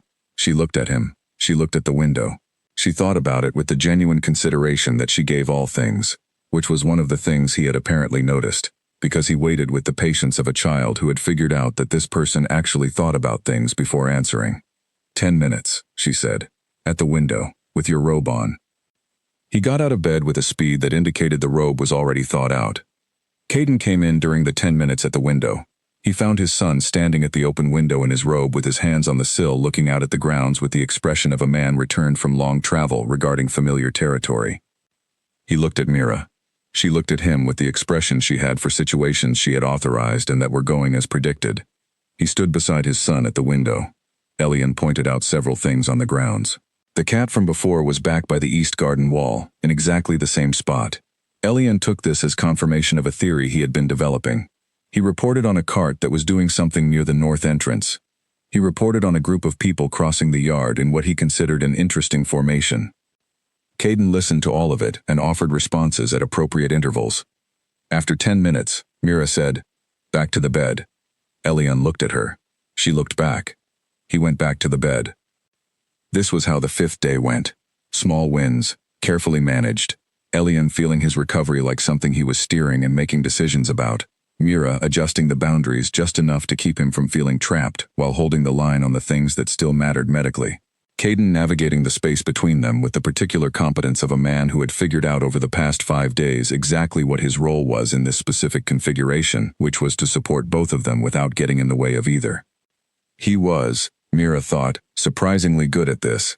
She had worked with families before, with parents of sick children, and the range of parental behavior in those situations was wide. Some parents needed to be the center of every decision. Some disappeared into their own fear and became unhelpful. Some managed by controlling, which was the most difficult to work around because it came from love and was therefore hard to address directly. Caden had done none of those things. He had given her room to work, he had asked clear questions when he had them, he had acted on what she asked of him without requiring extensive justification first, and he had been completely, visibly present for his son, in a way that had not interfered with the treatment, but had, she believed, actively supported it. She would not have predicted this from the description Owen had given of the Alpha King, standing in the corridor outside the gate in the early hours of the morning. She would not have been able to predict it from the first impression either. The large, careful man in the chair at his son's bedside, holding himself together with both hands. She had been surprised. She did not get surprised very often. On the afternoon of the 5th day, she told him Elian could go outside tomorrow. She had given this more consideration than she had given most things, because she wanted to be certain before she said it. The boy was not completely finished. There was still work to be done. But she had assessed, that morning, that the work remaining could be done with the boy in the world, not confined to the bed. That would, in fact, help. The East Garden, the thing he had been asking about for days, would do him good in ways that were real and not merely emotional. She told Caden this in the late afternoon when Elian was sleeping. He looked at her. "Tomorrow," he said. "Tomorrow. Not all day. An hour in the morning if the weather is good. He will need to rest after. But yes, tomorrow." He looked at his son. Something in his face shifted. She had seen this happen several times now, these small movements in a face that held things carefully. She had gotten better at reading them. This one was relief, but it was the deeper kind, not the relief of a crisis passing, but the relief of a father seeing the door to ordinary life open again for his child. He said, "You have not slept properly since you got here." She was surprised again. She had not expected that particular observation. She said, "I have slept. On a couch," he said, "in your coat. That is not sleep in any meaningful sense." She looked at him. "I have slept in worse conditions. That is not a defense of this condition." She was quiet for a moment. She was not sure what to do with his concern for her comfort. It was not something she had prepared for. She had prepared for the work, and for managing his fear about the boy, and for the institutional friction from Conrad and the council. She had not prepared for him to notice how she was sleeping. She said, "I am fine." He looked at her with an expression that was, she noticed, very similar to the one that she used on him when he said he was fine. She looked away. He said, "There is a room, down the corridor. It is a proper room with a proper bed. Owen can arrange it. I should stay near the boy in case." "In case of what, tonight? You have just told me he is well enough to go outside tomorrow." She had. She stood there for a moment with the logic of this arranged in front of her in a way she could not reasonably argue with. She was good at holding her ground. She was not good at holding it when the other person was right. "Ask Owen," she said finally, "if it is not trouble." "It is not trouble," he said. "I will check on Elian before I go, and again in the morning before he wakes." "Of course." She went to her bag. She had not asked for anything from this palace for herself, beyond water and food when it was offered. She had not asked for accommodations or consideration of her own comfort. She was a person who was used to providing for herself. She was a person who moved through spaces not designed for her, without expecting them to rearrange. She picked up her bag. She picked up the jar from the ledge. She put it in her bag carefully. She said, "I will be back at 6. "I will be here," he said. She went out. The corridor was quiet.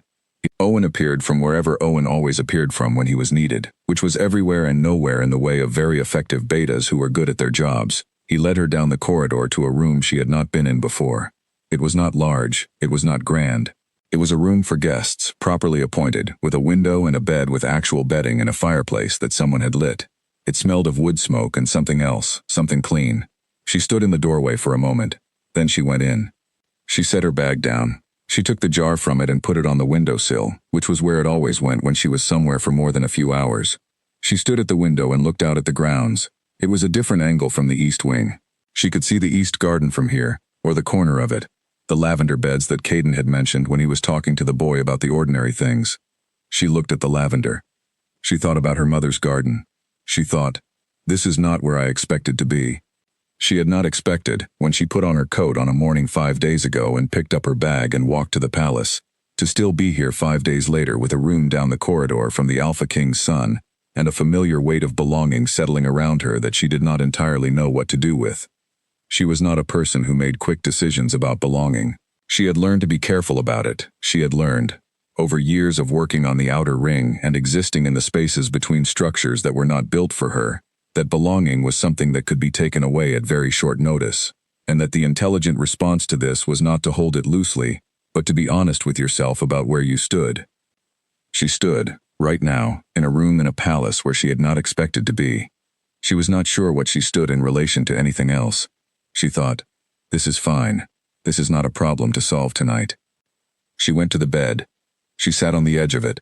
The mattress was what a mattress should be, not remarkable, just competent, which after 5 nights on a couch was remarkable. She lay down. She looked at the ceiling. She thought, Elian is going outside tomorrow. She thought, that boy is going to run directly to the cat by the east garden wall. She almost smiled. She closed her eyes. She was asleep in 6 minutes. Down the corridor, in the east wing, Caden sat at his son's bedside. Elian was sleeping the deep ordinary sleep of a child who had been through something and had come out the other side. His color was good. His breathing was right. His hand on the blanket was relaxed. Caden sat in the chair and looked at his son, and then looked at the table where the small pot of remedy was still sitting. He looked at it for a moment. He picked it up. He turned it in his hands once. He set it back down. He looked at the window. The east garden was out there somewhere in the dark. The lavender beds, the bird's nest, the cat that knew it was being watched. Tomorrow his son was going to walk out into it. He sat in the chair and listened to his son sleep, and he did not try to hold anything or manage anything. He just sat there, and outside the night was the night, and inside the room was quiet in the way that rooms were quiet when the crisis in them had passed, and what remained was ordinary, and fragile, and precious, in exactly the way ordinary things were precious. He sat until the room was dark enough that the candle mattered. He sat until his son's breathing had been steady for so long that he was certain. Then he stayed a little longer, just because he could. In the morning it rained. This was, as far as Elian was concerned, a personal insult. He stood at the window in his robe and looked at the rain falling on the grounds with the expression of a 5-year-old who has been promised something and has been robbed of it by forces outside anyone's control, which is the specific injustice. Rain, he said. Yes, Caden said. Today was supposed to be the day. Yes. Mira said I could go outside today. If the weather was good, Mira said, from across the room, without looking up. Elian looked at her. You said if the weather is good. I did. Is this what good means? Not exactly, she said. He turned back to the window. He looked at the rain. He was quiet for a moment, processing this in the way that 5-year-olds processed things that were disappointing but about which nothing could be done, which involved a visible internal negotiation that played out on his face in real time. He said, Is there something we could do inside? Mira looked up then. She looked at him, at the negotiation happening on his face, at the way he was already moving from disappointment toward solution because this was who he was, a child who pivoted toward possible, rather than sitting in what was not. She said, We could move around the room. He looked at her. Move around the room, he repeated, testing the offer. Not just standing at the window, moving, walking, slowly. He looked at the room. He looked at the distance from the window to the door, which was not large, but was larger than the bed. He considered this. Could we go to the corridor? He asked. Mira looked at Caden. He looked back at her. Yes, she said, with your robe and your slippers, and we do not go past the end of the corridor. He was already looking for the slippers. They spent the morning in a way that nobody in the palace had quite seen before, which was the Alpha King and a Wolfless Omega from the outer ring escorting a 5-year-old up and down the east corridor in his dressing robe, very slowly, at the pace that was appropriate for someone 5 days out from a serious illness, but with the absolute determination of a small person who had a destination even when the destination was just the window at the end of the hall and back. Elian narrated the corridor the way he had narrated the grounds. He had opinions about the paintings on the wall. He asked about them with the specific interest of a child who was seeing familiar things with new eyes. There was a portrait of a woman near the third door from the end. It had always been there. Elian had walked past it countless times in his pre-illness life.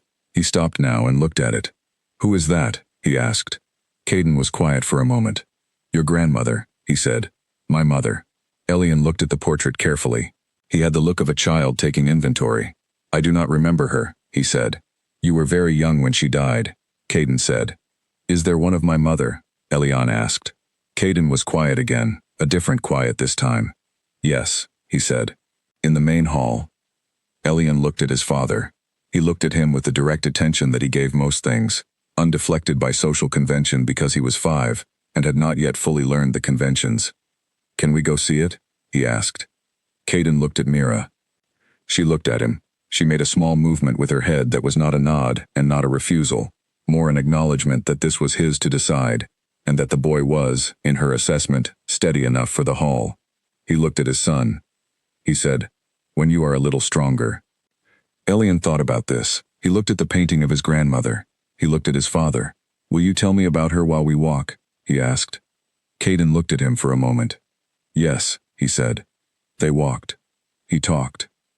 Mira walked slightly behind them, at a distance that was close enough to be useful if anything changed medically, and far enough to give them the privacy of the corridor. She listened without meaning to listen, in the way she had been listening in this palace for 5 days, without effort, the way you were aware of sounds that were part of the space around you. He talked about Elian's mother, Helena, in specific and particular ways. He did not talk about losing her. He talked about her while she was here, the way she moved in a room, her opinions about things, which she had a great many of and never held back for social comfort. Her habit of waking earlier than everyone else and spending the first hour of the morning in total silence because she had said that the first words of the day were the most important ones, and she did not want to waste them on anything less than something worth saying.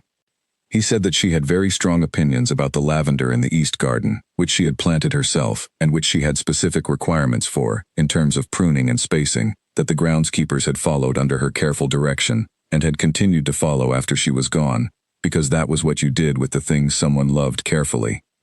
Elian walked beside him and listened in the same serious way he listened to everything. At the end of the corridor he stopped and turned around and looked at his father. He said, "She sounds like someone I would like very much." Caden looked at his son. He said, "She is someone you would like very much." He said it present tense. He said it as if she were somewhere accessible, somewhere that the past tense could not fully account for, as if she lived in the lavender she had planted, and in the specific silence of first morning hours, and in this boy's jaw, and in the things this boy would grow into, without having known her but knowing something of her anyway. Mira, behind them, was looking at the rain on the windows at the end of the hall. She was looking very carefully at the rain. She was doing the thing she did when something happened in the space around her that she was receiving but not ready to examine, which was to find something external and neutral, and let her attention sit on it until the feeling settled enough to be carried. She looked at the rain. She breathed. She thought about her mother. She thought, the things that persist after someone is gone are not the obvious things. They are not the portraits in the hall, though those matter. They are in the lavender and in the silence of early mornings, and in the jaw of a child who will grow up knowing something about someone he cannot remember, because the people who loved that person refused to let her become only an absence. She turned from the window. Elian was already turning back toward the east wing, satisfied with the walk, ready for the next thing. He was telling his father about the paintings he had noticed on the way down, the ones he wanted to ask about, and Caden was listening in the way he listened to his son, which was fully. She followed them back to the room. The rain continued through the morning and into the afternoon. It was a steady rain, the kind that had decided on its course and was not going to be hurried. The east garden was wet and glistening. The lavender beds were getting the water they needed. Elian, from the window, watched all of it. He did not complain about the rain again after the first time. He watched it with the attention of someone who has decided that if you cannot be in a thing, you can at least observe it carefully, and observation is its own kind of engagement with the world. Caden, reading in the chair beside him, looked up occasionally, and found the boy's face turned to the window and watched his son watch the rain, and felt, alongside all the other things he had been feeling for the past 5 days, something that he had not felt in longer than he wanted to account for. Something that was ordinary in the very best possible way. Mira worked at the table. She prepared the last stages of what she needed. She moved through her materials with the knowledge of someone who had done this long enough to know where the end was. The end was close. She could feel it the way she felt most things, directly, without having to look for it. The deep thing in Elian had cleared. What remained was the ordinary tail end of an illness that had been through its worst, and was resolving now the way illness is resolved when the body had everything it needed to do its own work. She was almost done. She thought about the outer ring.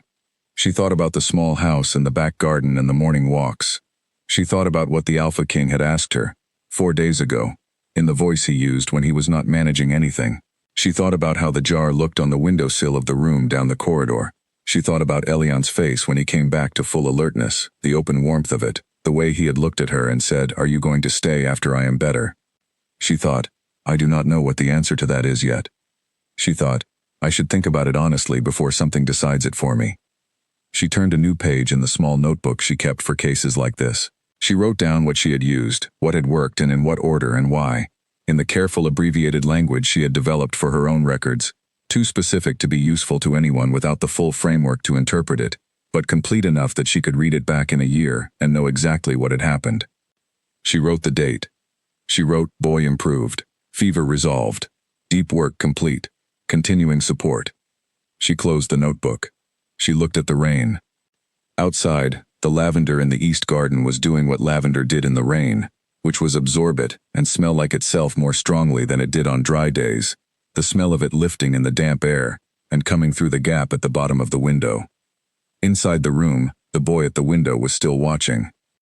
His father was watching the boy, and Mira was working at her table, and the notebook was closed, and the jar was on the ledge, and outside the rain fell on the grounds of a palace where, 5 days ago, a 5-year-old had been dying, and where, today, he was watching the rain and making plans for the lavender beds. It had been, she thought, a good week's work. The end of it was coming. She was not entirely sure she was ready for it. The pack found out. Not through any official announcement, not through anything Caden or Owen said in any public setting. It found out the way packs always found out about the things that happened at the center of things, through the movement of information along the invisible channels that ran between every person and every other person in a community, built on connections that were older and more instinctive than formal systems. Someone in the kitchen had talked to someone in the supply office. Someone in the supply office had a cousin who lived on the outer ring and knew Mira Cell, or knew of her, which was not the same thing but was enough. Someone near the gate had been there when she walked in, and someone near the gate had been there every morning since when she came and went, and the pattern of her coming and going had a shape that the pack read without being told how to read it. By the 7th day, everybody knew. Or rather, everybody had a version. There were several versions, as there always were. In some of them, Mira was described in terms that made her sound almost magical. In others, she was described in terms that were less generous, as someone who had pushed her way into the palace and exploited the desperation of a grieving father. There were versions in the middle that were roughly accurate. A woman from the outer ring, a healer of some unconventional kind, who had come when others could not help and who appeared to have helped. The versions varied. What did not vary was the direction of the story's energy, which was all moving toward the same point, which was, the boy lived. The boy was going outside tomorrow. This was the information that Owen had released carefully and deliberately in the morning, through the specific channels that official information used, because Caden had decided that the pack should know, that this was not something to be held back, that whatever came with the telling was worth more than the silence. The pack responded, not in one way. Packs did not respond in one way to things that complicated their understanding of their own structure. But the dominant note was relief, because the pack had known, in the way communities always knew, that the Alpha King's son was very ill, and the Alpha King was a man people here were connected to in ways that ran beneath the formal ones, and his grief had been felt without being openly acknowledged, the way certain things moved through a close community. The boy was going outside. The boy was better. The Alpha King, who had not appeared in any of his usual formal capacities for the past week, who had been in the East Wing doing the thing he had been doing for 7 days, was going to bring his son to the East Garden. People wanted to see this. Owen managed this carefully. He communicated, through the channels that official information used, that the outing would be a family moment, and that the pack should give the Alpha King and his son appropriate space. He communicated this with the polite firmness that came naturally to a man who was very good at his job. What he could not communicate was the way the pack would feel. The way it felt was this: when Caden Voss appeared in the corridor outside the East Wing on the 7th morning, dressed properly for the first time since before the illness, walking beside a 5-year-old who was wearing his coat and his best boots, and the expression of a small person executing a plan that had been building for 7 days, there was nobody in that corridor. But by the time they reached the East Garden entrance, there were people in the peripheral spaces. Not in the garden, not intruding, but in the edges of the surrounding area. People who happened to be somewhere near the East Garden that morning, who happened to look up from what they were doing. And what they saw was the Alpha King's son walking into the East Garden on his own legs in his good boots with his father beside him, looking at the lavender beds and the bird's nest and the cat by the wall with the undivided attention of a child who has been returned to a world he loves. There were people in the surrounding spaces who looked at this and then looked away, because they were not the type to make a scene. There were people who looked at it and then had to handle what they felt about it in private. There were people who looked at it and then went to find someone they trusted and told them, in simple words, that the boy was out in the garden. Owen was near the garden entrance. He was not inside it. He did not follow them in. He stood at the entrance with his arms folded and watched the boy walk to the lavender beds, and then he looked at the sky for a while, the way large men who have been through things sometimes looked at the sky when things went better than they had been afraid they might. Inside the garden, Elian had found the cat immediately. He stood very still at the right distance, the way a child who knows things about animals stood, and he watched the cat with the attention of a naturalist making observations. The cat watched him back with the attention of a cat that was deeply unbothered. Caden stood a few steps behind his son and looked at the back of the boy's head and at the garden around them, which was green and damp still from the previous day's rain, and smelling of the lavender that Helena had planted years ago. He had not been in this garden since the illness started. He had walked away from his ordinary life 7 days ago when the crisis announced itself, and he had not come back to any of it until now. He stood in his wife's lavender. He breathed. He thought about her, in the way that had changed over the past 7 days, not the careful managed thinking, the controlled accessing of specific memories at specific times in the specific containers he had built for them, the other kind, the free kind, the kind that moved like the river he had been describing, without anyone directing it. He thought about her in the garden. She had been out here in the morning especially, early, before anyone else was moving. She had been, as he had told Elian, someone who valued the first hours of the day. She had walked these paths and she had tended the lavender herself when she could, and she had, as he had also told Elian, very specific opinions about the pruning. He looked at the lavender beds. The groundskeeper had been following her instructions for 3 years. The beds looked exactly as she had wanted them. He pressed his lips together. He looked at his son, who was now engaged in a patient and apparently equitable stare-off with the cat, and he thought, she would have loved this. She would have stood exactly here and watched this boy with the cat, and she would have been very quiet about how much she loved it, because that was her way, the quiet way, the way that held things carefully and deeply, without requiring them to be announced. He thought, he has her ways. He had known this. He had always known this. But standing in the garden that she planted, watching the boy do the things she would have done with the cat, knowing about the work done over the past 7 days in the room he had just come from, knowing that his son was alive and here, and watching this cat, because of a woman who had come without being asked, he felt it in a way that was different from knowing it. He looked at the garden entrance. Mira was not there. She had not come with them to the garden. She had said, that morning, that she would give them the first visit and would check on Elian when they returned. She had said it simply, with the understanding of a person who was clear about what was hers to be part of and what was not. He had looked at her when she said it. She had been looking at her bag, organizing something for when they came back. The jar had been on the window ledge of his son's room, where she had moved it back when she returned each morning from the room down the corridor. The early light had been on it. He had said, thank you, for all of it. She had not looked up immediately. When she did look up, her expression was the one she used when she was receiving something and choosing carefully what to do with it. She had said, he is a good boy. He had said, yes. She had looked at him for a moment with something in her face that was not quite the neutral it usually was. Then she had looked back at her bag and said, go, he has been waiting. He was here now. His son was here now. The cat was here. The lavender was here. The bird's nest was in the tree at the south end where it had been reported to be, and Elian was already moving toward it with the reverence of someone approaching something they have been looking forward to for a long time. Caden walked with him. They stood under the tree and looked at the nest. There were no birds in it at the moment. Elian studied it with the focus of a naturalist. It is real, he said, satisfied. Yes, Caden said. I thought maybe I remembered it wrong. You did not. Elian looked at it for another moment. Then he looked at his father. Are we going to come here every day now? He asked. Caden looked at the garden.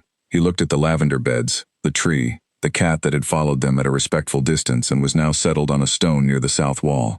Every day, he said. Elian nodded. This was, clearly, what he had hoped for. He went back to the nest and continued his assessment. Back in the palace, news was moving through the pack the way news moved. The boy had been in the garden. He had looked at his nest. He had stood in the lavender. He had been fine. He had looked, by the accounts of the people who had glimpsed him at the edges, like a completely ordinary 5-year-old doing completely ordinary things, which was, under the circumstances, the most remarkable thing they could have reported. Conrad heard about it from his assistant. He was in his office at the time, writing notes on the case. He had been writing these notes with great care, not because anyone had asked him to, but because he was a man who documented things, and this was a case that needed to be documented thoroughly, even though, or perhaps especially because, he did not fully understand what had happened in it. He wrote, "Patient recovered. Methods employed by non-traditional practitioner. Outcomes positive. Mechanism unclear." He sat with the notes for a moment. He wrote, "Further study indicated." He was not sure what further study would look like. He was not sure, honestly, whether further study was something that would fit into his existing framework, or whether it would require him to build a new one. He had been, in the honesty of his own private thinking, doing a great deal of work in the days since the boy began to improve, on the question of what he did not know. It was uncomfortable work. He had been doing it for his whole career. It was the nature of medicine that you kept discovering the shape of your own ignorance. But this particular discovery was different from the previous ones. The previous ones had expanded the boundaries of what he knew. This one had revealed a whole adjacent territory he had not known to look for. He was not too old to learn new things. He did not believe that about himself, but he was old enough that learning new things had become more costly than it used to be. He set down his pen.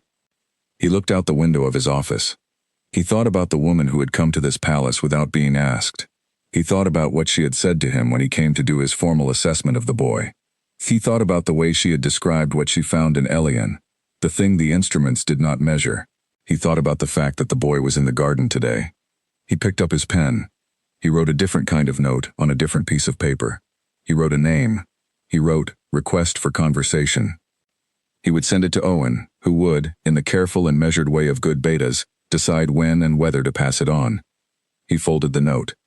He was not the kind of man who apologized directly. He was not sure what he wanted to say exactly, but he knew he wanted to say something, and he knew it should be said to her face, and he knew that this was the right direction, even if the specific words were not yet available. He set the note on the corner of his desk. He went back to his documentation. Outside, in the east garden, a boy stood under a tree and looked at a bird's nest with his father standing beside him, and the cat in the south corner watched both of them with the flat attention of an animal that has been watching people for a long time and has formed some opinions. The lavender moved slightly in the morning air. The day continued. It was, in all the ordinary ways, an ordinary day, which was what made it extraordinary. The council meeting happened that afternoon. It was not a meeting that had been formally scheduled. It was the kind of meeting that organized itself when enough people in a formal structure had enough things to say to each other that the things could no longer be said in corridors and doorways and small separate conversations. Caden attended. He had known it would be necessary. He had been, for the past week, at a distance from the formal operations of the pack, and that was not something that could continue indefinitely. He was the Alpha King. His son was better. His absence from the structures of leadership was now a thing that needed to end. He went to the meeting. Owen came with him, as Owen always did, positioned slightly behind and to the left in the way of a beta who understood his role perfectly. Helen was there, and Jeffrey, and Dorian, and 2 other council members who had not been at the first meeting earlier in the week. Conrad was there, which was somewhat unusual since healers did not typically attend council sessions, but this session was, by common agreement, somewhat unusual. Caden sat down. He looked around the table. He said, "The boy is well." Everyone at the table said something confirming that they were glad, in their various ways, some of them warmer and some of them more formal, but all of them genuine. Then Helen said, "There are matters to discuss." "Yes," Caden said. The matters were what he had expected, the formal documentation of what had occurred in the East Wing over the past week, which Conrad had been working on. The question of what the PAC's position was, going forward, on the involvement of non-registered practitioners in cases where formal healers had reached their limits. The question of Miracel's status, which had no official category, which was a gap in the existing structure that had not previously been a pressing problem and was now impossible to ignore. He listened to all of it. He asked questions when questions were appropriate, and was quiet when quiet was appropriate. Jeffrey, at one point, made a careful statement about precedent and the importance of not allowing individual cases, however exceptional, to become default policy without proper process. Caden said that he agreed about the process and that the process should happen. Jeffrey looked at him slightly cautiously. Caden said. She should have a formal position, if she wants one. He said it with the particular clarity he used when he was communicating something that he had already decided. The position should be one that acknowledges what she does and provides her the standing to do it within the pack's formal structure. That is not a matter of sentiment. It is a practical response to a practical fact. The room was quiet. Helen said, "And if she does not want a formal position?" He looked at Helen. "Then we find another way to acknowledge what she is." He paused. "She will not continue to exist on the outer ring as a nobody. That is finished." The room absorbed this. Dorian, who had not spoken yet, said, "Does she know you are making these decisions about her?" Caden looked at him. It was, he knew, a good question. It was the kind of question that Dorian usually asked, which was the question that pointed at the thing everyone else had walked around. "No," he said, "not yet." Dorian nodded, slowly. "She should probably be consulted," he said, "about what she wants." Caden looked at him for a moment. "Yes," he said, "she should." Dorian nodded again and was quiet. The meeting continued. They worked through the documentation questions and the structural questions and the policy questions, and by the time it was finished 2 hours later, several things had been decided that were going to need a great deal of careful work in the days ahead. But the main thing had been decided. Caden left the council room and went back to the East Wing. Owen walked with him. They were halfway along the corridor when Owen said, very carefully, "She will need to be asked." "I know," Caden said. "And she may say no to any of it." "I know," he said. Owen was quiet for a moment, then he said, "Is she going to say no?" Caden was quiet for a moment in return. He said, "I do not know. But I am going to ask honestly, without pressure, and I am going to accept what she says." Owen looked at him. "That is the right approach," Owen said, in the tone he used when he agreed completely, but felt the need to say something. They reached the East Wing. Caden went in. Mira was at the table. She looked up when he came in. She registered his expression, whatever it communicated, and she looked at it for a moment before returning to what she was doing. Elian was in the bed, asleep. The afternoon rest had taken him completely. The deep sleep of a child who has had a morning outside after a week in bed. Caden sat in the chair. He said, "The council met." She said, "I expected they would." Several things were discussed. Among them, your position. She was quiet. "I told them you should have a formal standing within the pack, that you should not continue to exist without one." He paused. "I should have asked you before I said that." She looked at him then. He met her eyes. "I should have asked you first. That was not my right to decide without you." She was very still. She had the look of someone who had not been expecting what just happened, who had been in the middle of preparing for a different kind of conversation, and was now adjusting. "What kind of formal standing?" she asked. "Whatever kind you want," he said. "That is the point. We can create the position that fits what you do, not put you in an existing box. Create something that is accurate." She looked at the table. She looked at the jar on the ledge. She turned the materials in front of her with her hands, not doing anything with them, just moving them slightly. She said, "I have not been a person the formal structure had room for."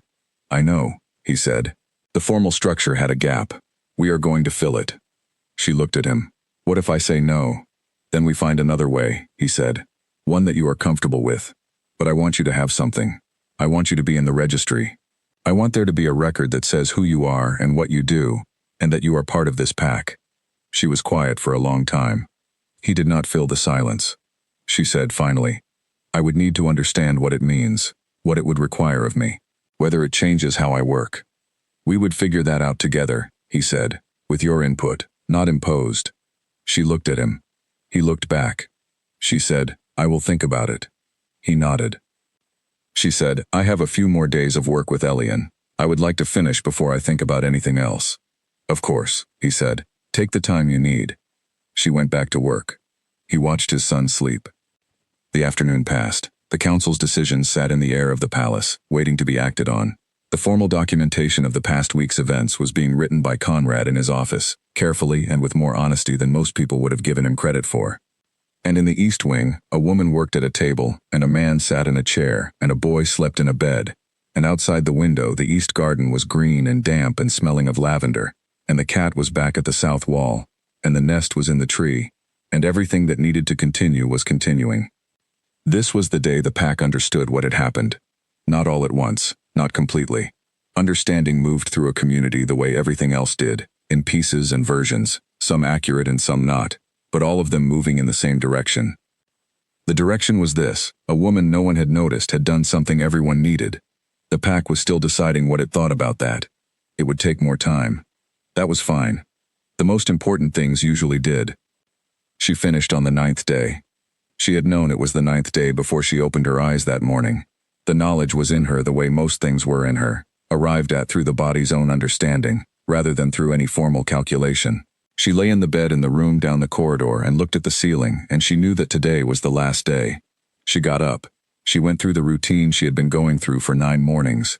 The jar from the window ledge into the bag, the coat, the bag over her shoulder, the walk down the corridor to the east wing.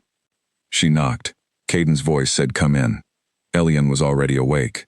This had become the pattern of the past few days. The boy waking before the day had fully established itself, sitting up in the bed with the alert readiness of someone who has things planned and is prepared for them to begin. He had been, in the previous 2 days, increasingly himself, which was to say, noisy, curious, relentlessly interested in what was happening both in the room and beyond the window, and entirely confident that the things he wanted to happen were, with sufficient application of patient argument, going to happen. He was wearing his best boots again. She looked at the boots. He looked at her.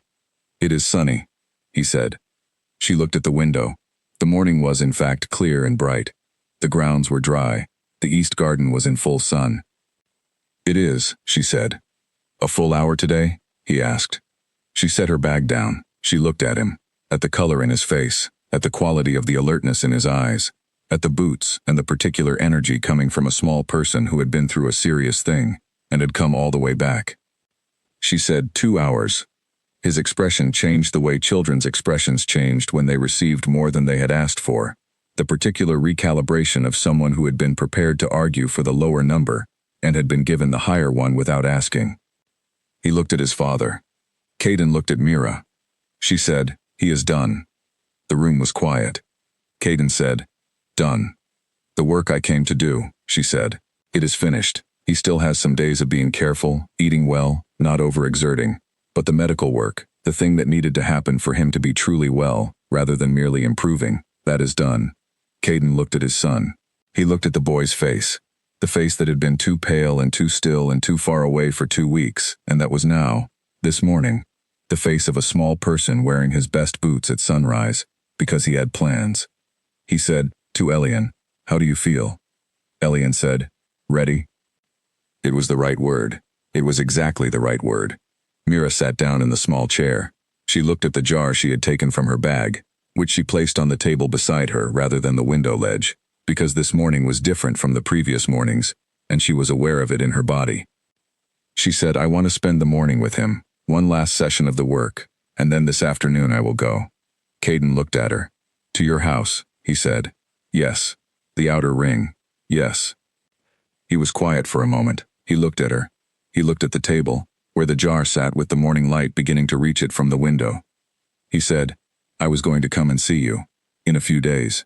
When the council business was settled enough, I was going to come and ask you something." She looked at him. He said, "I could ask it now, if you are willing." She held his gaze. "Or I could come in a few days," he said, "when you have had time at home." She was quiet for a moment. She said, "You can ask now." He looked at her for a moment. He looked at Elian, who was watching both of them with the close attention of a child who understood that something important was happening even if the specific content was not fully clear to him yet. He said to the boy, "Can you look out the window for a minute?" Elian turned to the window without complaint and began a detailed inventory of the morning grounds. Caden looked at Mira. He said, "I want to ask you to stay, not as the boy's healer, though I hope you will continue to look in on him. Not as a formal position within the pack, though that offer is still there if you want it. I want to ask you to stay as..." He paused, and he was, she noticed, not managing his face, not putting the controlled, careful expression in place, just looking at her, with whatever was actually on his face, as yourself. Here, if that is something you would consider. The room was very quiet. Elian, at the window, was describing something about the grounds in a low voice, not to either of them, just to himself. She looked at Caden. She thought about the 9 days. She thought about the first night, the room, the candles, the sound of the boy's breathing. She thought about the chair and the hours of conversation she had listened to without meaning to. The river and the autumn and the woman who had planted the lavender. She thought about the way he had held his son's hand in the dark during the spike of the fever, talking in that low voice about things that mattered without requiring them to matter officially. She thought about the outer ring, the small house, the morning walks, the jar on the windowsill, where it had been every morning except the last 9. She thought about what it felt like to be in a room where the work she did was given room, where the space was arranged around her rather than her arranging herself around its margins. She thought about Elian at the window, wearing his best boots. She thought, I have not let myself think about any of this properly because the work was not finished, and thinking about it while the work was in progress was not something I could afford. The work was finished. She looked at Caden. She said, I have things at the house. He said, things can be moved. She looked at the jar on the table. She said, I say good morning to my mother every day. He said quietly, that seems like a reasonable thing to do. She was quiet. He was quiet. From the window, Elian said, suddenly and with great urgency, the cat. Both of them looked. The cat was in the garden. It had come earlier than usual, or perhaps it had been there all along and the sun was now hitting it in a way that made it visible from the window. It was sitting in the lavender, which was probably not ideal for the lavender, but which the cat clearly considered irrelevant. Elian said, it is in the lavender. Caden said, yes. Elian said, should it be in the lavender? Caden said, the cat does what the cat decides. Elian appeared to accept this as a fundamental truth about cats. He pressed his nose closer to the glass and continued his observation. Mira looked at the garden. She looked at the lavender, the cat in the lavender, the morning sun on the east garden beds, the bird's nest tree visible at the south end. She said, still looking at the garden, I am not someone who makes quick decisions. He said, I know. She said, I would need to understand what staying means, in practical terms, how it works. He said, we would work it out. She said, I would need my house. Even if I am here more than there, I need the house. He said, yes. She said, and the walks. He said, of course. She said, I am not going to become a different kind of person because I am in a different kind of place. He said, I know. He said it without any qualification, not as reassurance, as fact. She looked at him. She said, I need to go home first. I need to be at home for a few days. And then, she did not finish the sentence. He did not need her to finish it. He said, then come back. She looked at the jar. She looked at the east garden. She said, I will. Elian turned from the window. He had been listening with the peripheral attention of a child who was very skilled at the performance of not listening. He looked at his father. He looked at Mira. He said, are you going to be here when I get better? Mira looked at him. She said, you are already better. He considered this. He looked at his father. He said, is she going to stay? Caden said, for a few days, she is going home, and then yes. Elian processed this. He appeared, on balance, satisfied. He turned back to the window, where the cat in the lavender was still available for observation. He said, the cat has not moved. Mira went to the table. She sat down. She picked up the jar and held it for a moment, the way she held it when she needed to carry something through carefully.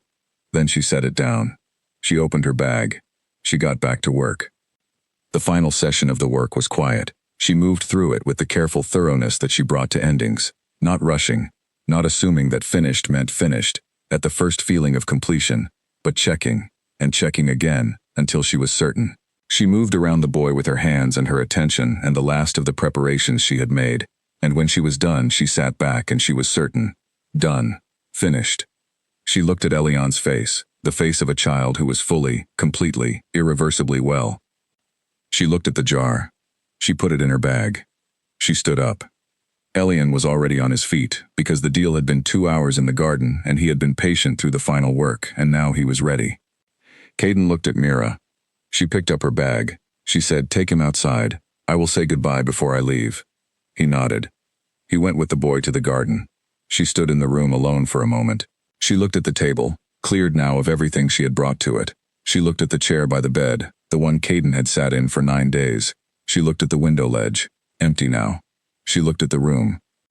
She had come into it at 2 in the morning 8 days ago with a bag over her shoulder and no invitation and no guarantee, and she had done the work that needed to be done. She picked up her coat. She put it on. She went out. She walked down the east corridor for the last time of this visit. She passed the portrait of the grandmother. She passed the window that looked out on the grounds. She reached the east garden entrance. She stood in the entrance and looked in. Elian was in the lavender beds. He was at a respectful distance from the cat, negotiating something through the medium of complete stillness, which was apparently the correct approach because the cat had not moved. Caden was standing a few feet behind the boy, watching. She looked at them. She looked at the lavender. She looked at the bird's nest tree. She looked at the morning light coming through the garden entrance, falling on the wet grass and the green beds and the cat and the boy and the man standing behind the boy, and all of it ordinary and alive and exactly as it should be. She said, loud enough to carry, "Elian." He turned. She said, "I am going now. I will come back in a few days." He looked at her. He was holding his position relative to the cat with the seriousness of a naturalist who did not want to disturb an ongoing observation, but he turned his full face to her. He said, "Will you come to the garden when you come back?" She said, "Yes." He nodded. He turned back to the cat. She looked at Caden. He was looking at her. She held up one hand, briefly. He held up his. She walked out. She walked through the palace grounds and through the gate, which the guards opened without comment, and she walked out onto the path that led toward the outer ring. It was a good morning. The air was clean after the previous day's rain. The path was damp but passable. The field grasses along the edges were green and catching the light. She walked the way she walked in the morning, the same pace she always used, the pace that let her pay attention to things. She thought about the house, the garden in the back, the morning walks and the quiet and the work that waited, the people on the outer ring who came to her carefully with their complicated situations. She thought about a jar on a windowsill in a palace. She thought about a boy in a garden, negotiating with a cat through the medium of absolute stillness. She thought about a man who had held himself together with both hands for 3 years, and who had, in 9 days of a room that required it, let something out that had been waiting a very long time. She walked. The path was familiar under her feet. She thought, "I have been this person, in this coat, on this path, for a long time, and I will be this person in a few days in a different place, and the jar will come with me." She reached the place where the path curved and the outer ring of houses came into view. Her house was where she had left it. The back garden was growing, unconcerned by her absence.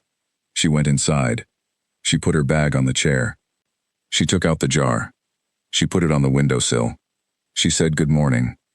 Then she stood in the kitchen of her house and she looked out at the back garden, and she breathed in the smell of her own kitchen, and she let herself be home.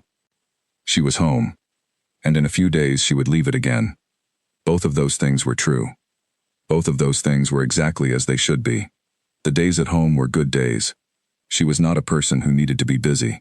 She had built a life on the outer ring over years that had trained her to be comfortable in her own company, comfortable in the quiet, comfortable with the long stretches of work that did not look like much from the outside but that required everything from the inside. She was, by her own honest assessment, someone who needed space the way some people needed company.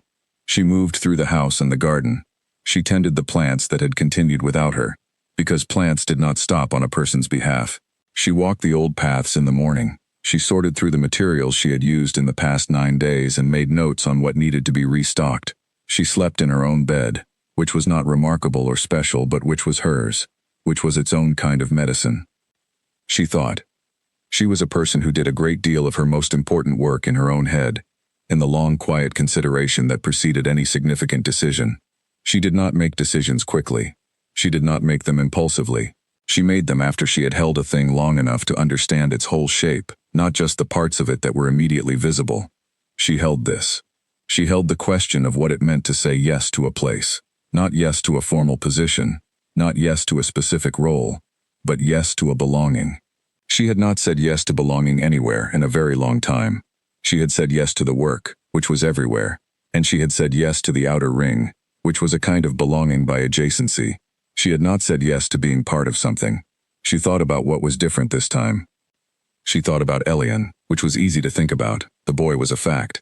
The work she had done for him was real and complete, and she was glad of it, in the uncomplicated way that she was glad of work done well. She thought about the room in the palace, the chair by the bed, the 9 mornings and 9 evenings. The specific quality of being in a space where the thing she did was not questioned, not managed around, not treated as something to be accommodated in the margins.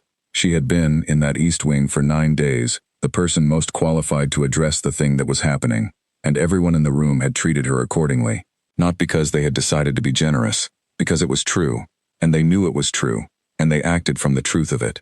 She thought about how rarely that had happened in her life. She thought about Caden.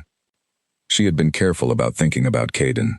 She had been careful about it through the 9 days because the 9 days required all her attention on the work, and she had learned hard lessons about mixing the work with the other things. You gave the work what the work needed. Everything else waited. Now the work was done. She thought about him honestly. He was a man who had carried a tremendous amount for a long time without letting it show to anyone who did not already know it was there. He had carried the loss and the leadership and the weight of a son who was the only remaining thing from the life before the loss, and he had carried it well, which was to say, he had not put any of it down on anyone around him or required anyone around him to carry it for him. He had also, in 9 days of a room that stripped the performance away, let her see what was underneath that. She thought, that is not a small thing. Being seen is not a small thing, and allowing yourself to be seen is not a small thing. And he had done it without being asked, and without seeming to be fully aware that he was doing it. She thought, he is going to keep being difficult to get to know. She thought, I have always been patient. She walked the path on the 4th morning, and she held all of it, and she looked at it honestly, the way she looked at everything, without softening or distorting. She thought, I want to go back. Not because she had to, not because of the formal position or the PAC's recognition, or any of the structural things that the council had decided. Because of the garden with the lavender beds, and the bird's nest tree, and the boy who would stand at a respectful distance from a cat and negotiate through total stillness. Because of the man who talked about a river in the dark. She wanted to go back. She came home from the walk and stood in her kitchen and looked at the jar on the windowsill. She said, I am going back. The jar sat in the light the way it always sat. She thought, my mother would have had something precise to say about this. She thought, she would have said go. She began to pack the things she wanted to bring. Not everything. She was not moving, not entirely, not yet, not formally. The house was still her house. The morning walks on these paths were still her morning walks. She had said, clearly and with intention, that she needed the house, and she had meant it, and Caden had heard it and confirmed it without reservation. She packed what she needed for an extended stay. The main working materials, the critical items, the things she used most frequently, some clothes, and the jar, which was not packed because it traveled in the bag, which was where it always was. She stood in the kitchen. She looked at the back garden through the window. She had planted some things in that garden over the years, not with the intention or the craft of her mother, but with genuine attention, things she had grown from seed or from cuttings, plants that had come from her work and that she had put here because they needed somewhere to be. They would be fine without her for a while. Plants were like that. She picked up her bag. She went out the door. The path from the outer ring to the palace was the same path it always was, familiar under her feet. She walked it the way she walked her morning paths, with the pace that let her pay attention. The air was clean. The morning was good. She reached the gate. The guards opened it. She walked through. Owen was not waiting for her. She had not announced she was coming. But Owen appeared when she was halfway across the grounds, which was Owen's particular talent, and which she had concluded by the 9th day was not coincidence but skill. He said, good morning. She said, good morning. He said, the boy has been asking about the cat again. She almost smiled. I expect he has. Owen walked with her toward the east wing, not quite escorting, just walking in the same direction.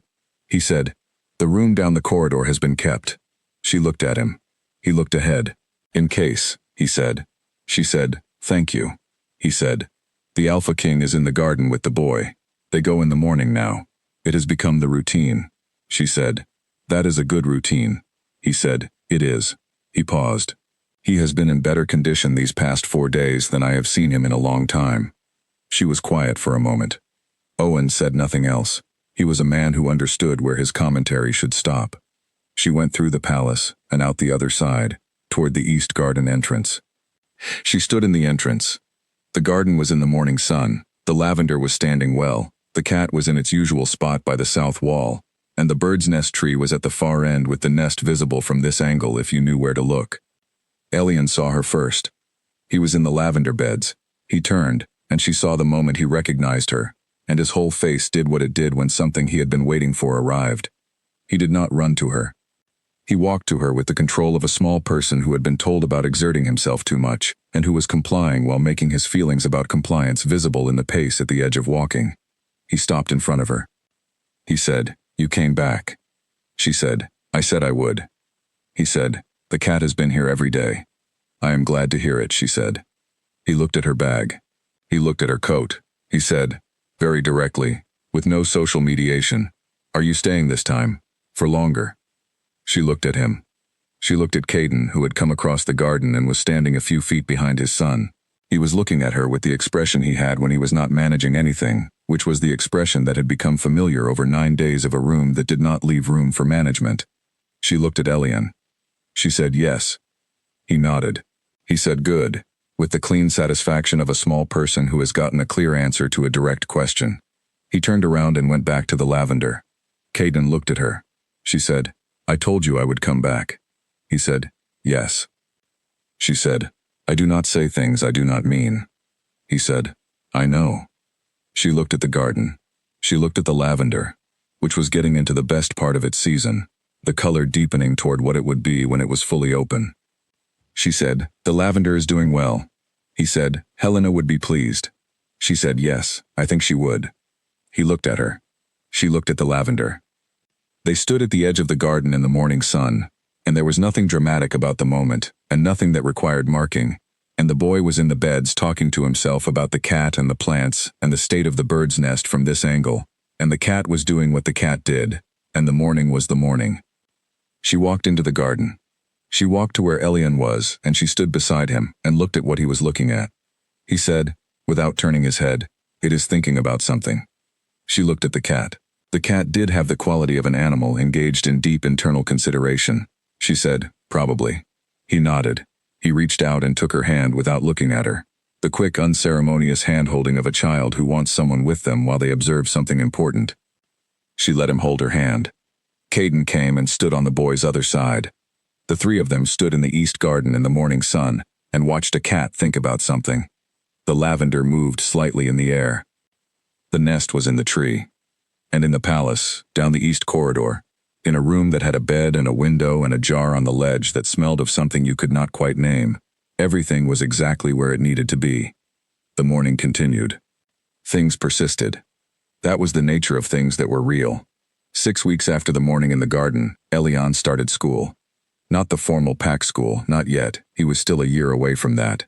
The learning he started was the kind that happened at a table in the East Wing, with a teacher named Mr. Aldrin, who was the same Aldrin whose dog had prompted the question from the garden window, and who turned out to be not just the owner of a notable dog, but also a man of considerable learning, who had been teaching the children of the pack's senior members for 20 years. Elian had opinions about this arrangement.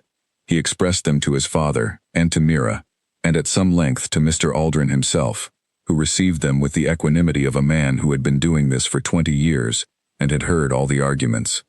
His primary argument was that he already knew things and therefore school was possibly redundant. Mr. Aldrin had asked him to demonstrate the things he knew. Elian had demonstrated, with considerable enthusiasm, the things he knew, which were extensive and wide-ranging, and included a remarkable amount of information about cats. Mr. Aldrin had listened to all of it, and then he had said, very pleasantly, that he was very glad Elian knew so much, and that they would be starting from there. Elian had found this position difficult to argue with. He had started school. Mira had been in the palace for 6 weeks by this point. She was there in a way that had evolved, quietly and without dramatic declaration, from the way she had been there for the 9 days of the illness. She had her room down the east corridor. She had her work, which was the ongoing care of Elian through his recovery and, as word had moved through the pack in the weeks that followed, several other patients who had come to Owen with situations that the formal healers had found difficult to address. She was, by the 7th week, busy. Not in the way she had been busy on the outer ring, moving carefully between the few people who came to her there. Busy in a new way, one that required her to manage her time differently, and to make clear, to the people who were beginning to find her, that she worked at her own pace on her own terms, and that urgency was a thing they could discuss but that she would decide about. This message, which she had delivered clearly and without apology to the third person who arrived at Owen's office with an emergency framing, had the effect that clear messages delivered without apology usually had, which was that people understood it and adjusted. The formal position question was still being worked out. She had met with Helen twice and with Jeffrey once and with Dorian, whom she found the easiest to talk to, several times over cups of tea in the late afternoon when he appeared, apparently by coincidence, in the same corridor she was walking through. Dorian was very old and very patient, and he did not require anything from a conversation that the conversation was not prepared to give. She had told Helen and Jeffrey that she would accept a formal position when the formal position was designed to fit what she actually did, and that she was not going to fold herself into an existing category for administrative convenience. Helen had said she understood, and that it would take some time to design properly. Jeffrey had said several things about precedent and process. Mira had listened to both of them and then said the same thing again, clearly, and the meetings had ended. It was taking time. She was patient. The jar was on the window ledge of her room. She said good morning to it every morning. She went back to the outer ring every few days and walked the paths and checked on the house and the garden and the people there who knew where to find her. She had not stopped being a person who existed in the spaces between structures. She had just added a new space. The palace adjusted around her. This was not without friction. There were people in the formal structure who found her presence complicated, who did not know what category to put her in, who were uncomfortable with the way she moved through the palace without apologizing for her unconventional methods. There were people who watched her going to and from the East Wing and had things to say about it that they said to each other rather than to her. She was aware of this. She had been aware of similar things for most of her adult life. She had developed over that time the useful capacity for letting things exist around her without having to respond to each one. She went about her work. The work was good. On a morning in the 7th week, Conrad came to her. He came to her room. He knocked. She opened the door to find the head healer standing in the corridor with the folder he had been carrying less recently, and his hands at his sides and an expression that she had not seen on him before. He said, "I wanted to talk with you." She stepped back from the door. He came in. He looked at the room. He looked at the jar on the window ledge. He looked at the materials on the table, which were her working materials, organized in the way they were always organized. He sat in the chair she indicated. She sat across from him. He was quiet for a moment. He was a man who used silence differently from Caden, not as a container for things that were ready, but as a way of organizing what he wanted to say before he said it. He said, "I would like to understand what you did." She looked at him. He said, "Not as a critique, not as documentation for the council. I want to understand it for myself." She was quiet for a moment. She said, "That is a long conversation." He said, "I have time." She looked at him, at the folder he was not carrying today, at the hands in his lap that were not folded in the professional way but just resting. She said, "It will not fit into your existing framework." He said, "I know." He paused. "That is precisely why I need to understand it." She looked at the jar. She thought about the gap, the one she had first identified at her mother's bedside, the one she had been working across for years, building bridges between the formal knowledge and the other knowledge, the knowledge that lived in the spaces between the documented traditions. She had never had someone from the formal side ask to understand the other side, not honestly, not with the specific quality of real interest that she could feel coming from this man who had spent his whole career on one side of the gap. She said, "Where do you want to start?" He said, "At the beginning." She looked at him for a long moment. Then she got up and made tea. They talked for 2 hours. She explained the framework she worked from, piece by piece, starting not from what she did but from why she did it, the reasoning that held it together, the observations that had led her to the conclusions she worked from. She was careful and precise, not because she was performing precision for his benefit, but because she was always careful and precise about things she had spent years building. He asked questions. Good questions, the kind that someone who knew medicine asked when they were hearing something new and were trying to connect it to what they already knew. Some of his questions she could answer directly. Some she answered with what she knew and where the limits of her knowledge were. Some she said she did not know, and that it was an honest area of uncertainty. He listened the way he examined patients, with complete focus, not interrupting more than was useful, tracking the information carefully. At the end of 2 hours, he was quiet for a long moment. He said, "I cannot endorse it formally, not yet, not without more documentation and study." She said, "I know." He said, "But I think the documentation and study should happen." She looked at him. He said, "There are things in what you are describing that connect to things I have seen in 25 years of practice that I have not had a framework to address. Things that behave the way you describe and that I treated by the mechanisms I know, and that resolved only partially." He paused. "I would like to know more." She was quiet for a moment. She said, "I would like that too." He looked at her. He said, with the particular difficulty of a man who said this kind of thing rarely and knew it, "I should have been more helpful the first night you were here." She looked at him. She said, "You let me through." He said, "I let you through because I had no other options." She said, "That is how most good things happen." He was quiet. She said, "You examined Elian properly and thoroughly. You kept good records. You made him as comfortable as you could." She looked at him directly. "What you did was not wrong. It was what you knew how to do. The gap between what you knew how to do and what the situation needed is not a failing. It is just a gap." He looked at her for a long moment. He said, "I would like to fill it." She said, "Come back on Thursday. Bring your records from the most difficult cases of the past 5 years, the ones that did not fully resolve." He stood up. He picked up the folder that he was not using today. He nodded once. He left. She sat in the quiet of the room for a moment. She looked at the jar. She said, quietly, "You would have liked that." She went back to work. The morning continued in the palace, and in the East Wing, where Elian was at his table doing his schoolwork with the focused seriousness of a child who has agreed to something and is executing the agreement. Mr. Aldrin was asking him something about numbers, and Elian was providing an answer that was technically correct and also slightly off the point, which Mr. Aldrin addressed with the patience of 20 years. Caden was not in the East Wing. He was in the council room, doing the work that the week required, the formal structures of leadership that he had returned to in the weeks since the illness, which he had returned to differently than he had left them. Owen had noticed this. He had not commented on it. He had noticed, and he had thought about it in the private way that he thought about things, and he had concluded that the thing he was noticing was this. The Alpha King had spent 3 years carrying the weight of the pack, and of his loss, and of everything else, with a completeness that left no room for anything else. And that completeness had been a kind of efficiency, nothing wasted, nothing given to anything that was not the essential work. Something had opened. It was not dramatic. It was not visible from the outside unless you had been watching for 20 years and knew what the before looked like. But Owen had been watching for 20 years. He knew what the before looked like. The man in the council room today was the same man he had always served, and he was different. He handled the correspondence and the meetings and the decisions with the same competence he always had. And underneath it, or alongside it, or maybe in the specific space between the competence and the carrying, there was something that had not been there before, something that breathed differently. Owen did not have a word for it. He did not need one. He had seen it in the garden. He had seen it in the corridor. He had seen it in the way the Alpha King came to breakfast now, not just at breakfast, but present at it, actually there, in the way that people are present when they have something to come back to that is not just duty. He had seen it in the way he walked down the east corridor in the evenings, toward the room at the end of it that had a lamp in the window that came on in the early evening and that meant someone was there. He had seen enough. He understood enough.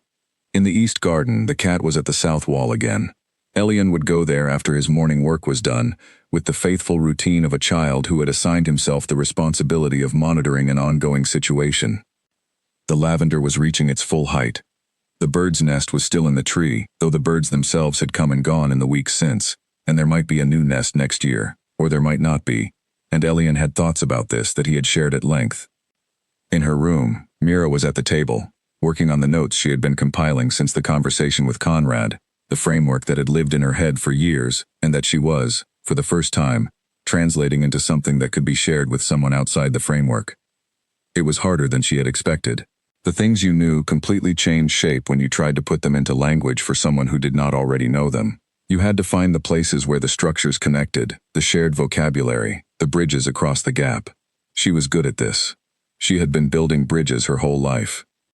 She worked through the afternoon.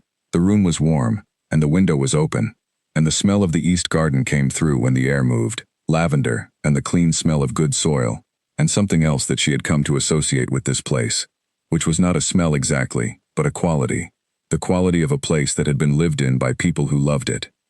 She had felt this quality the first time she walked through the gate, though she had not had the space to feel it properly then. She had been focused on the work, and there had been no room for the peripheral information. The peripheral information had been arriving steadily since. This was a place that people had loved. She was beginning to understand what it meant to be someone who loved a place. In the late afternoon, the lamp went on in her window. She did not do it intentionally. She got up to get something from the table, and the light in the room had shifted to the evening quality that required a lamp, and she lit one without thinking about it. She went back to her work. Down the corridor, Caden came back from the council room. He walked through the east wing and past Elian's room, where the boy was finishing his day with some drawing that had started as a school exercise and had become its own project. He looked in and exchanged a few words with his son, and then he continued down the corridor. He stopped. The lamp was on in the room at the end. He looked at it for a moment. He knocked. She said, "Come in." He opened the door. She was at the table. Her coat was on the chair. The jar was on the window ledge where the last of the afternoon light was catching it. She was writing. He said, "Conrad came to see you." She looked up. "Owen told you." "Owen tells me things," he said.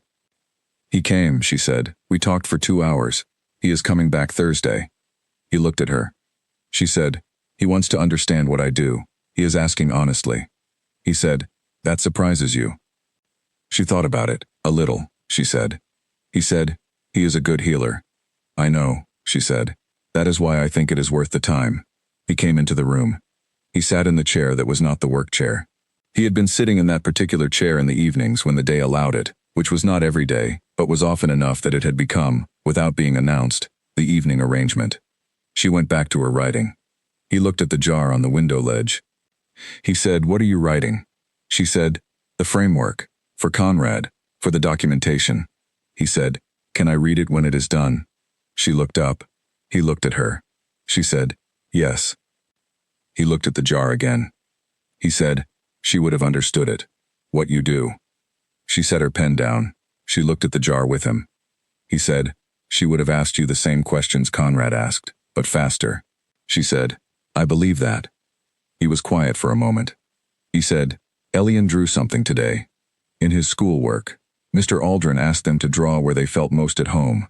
He drew the East Garden." She said, "That is a good answer." He said, "He put 3 people in it." She looked at him. He looked at the jar. He said, "He put the cat in too. In the lavender." Which is not quite historically accurate but is emotionally precise. She was quiet for a moment. He looked at her. She looked at the jar. She thought, "I have been saying good morning to a jar of soil for years, and it has been enough, and it has been the right thing, and it will keep being the right thing."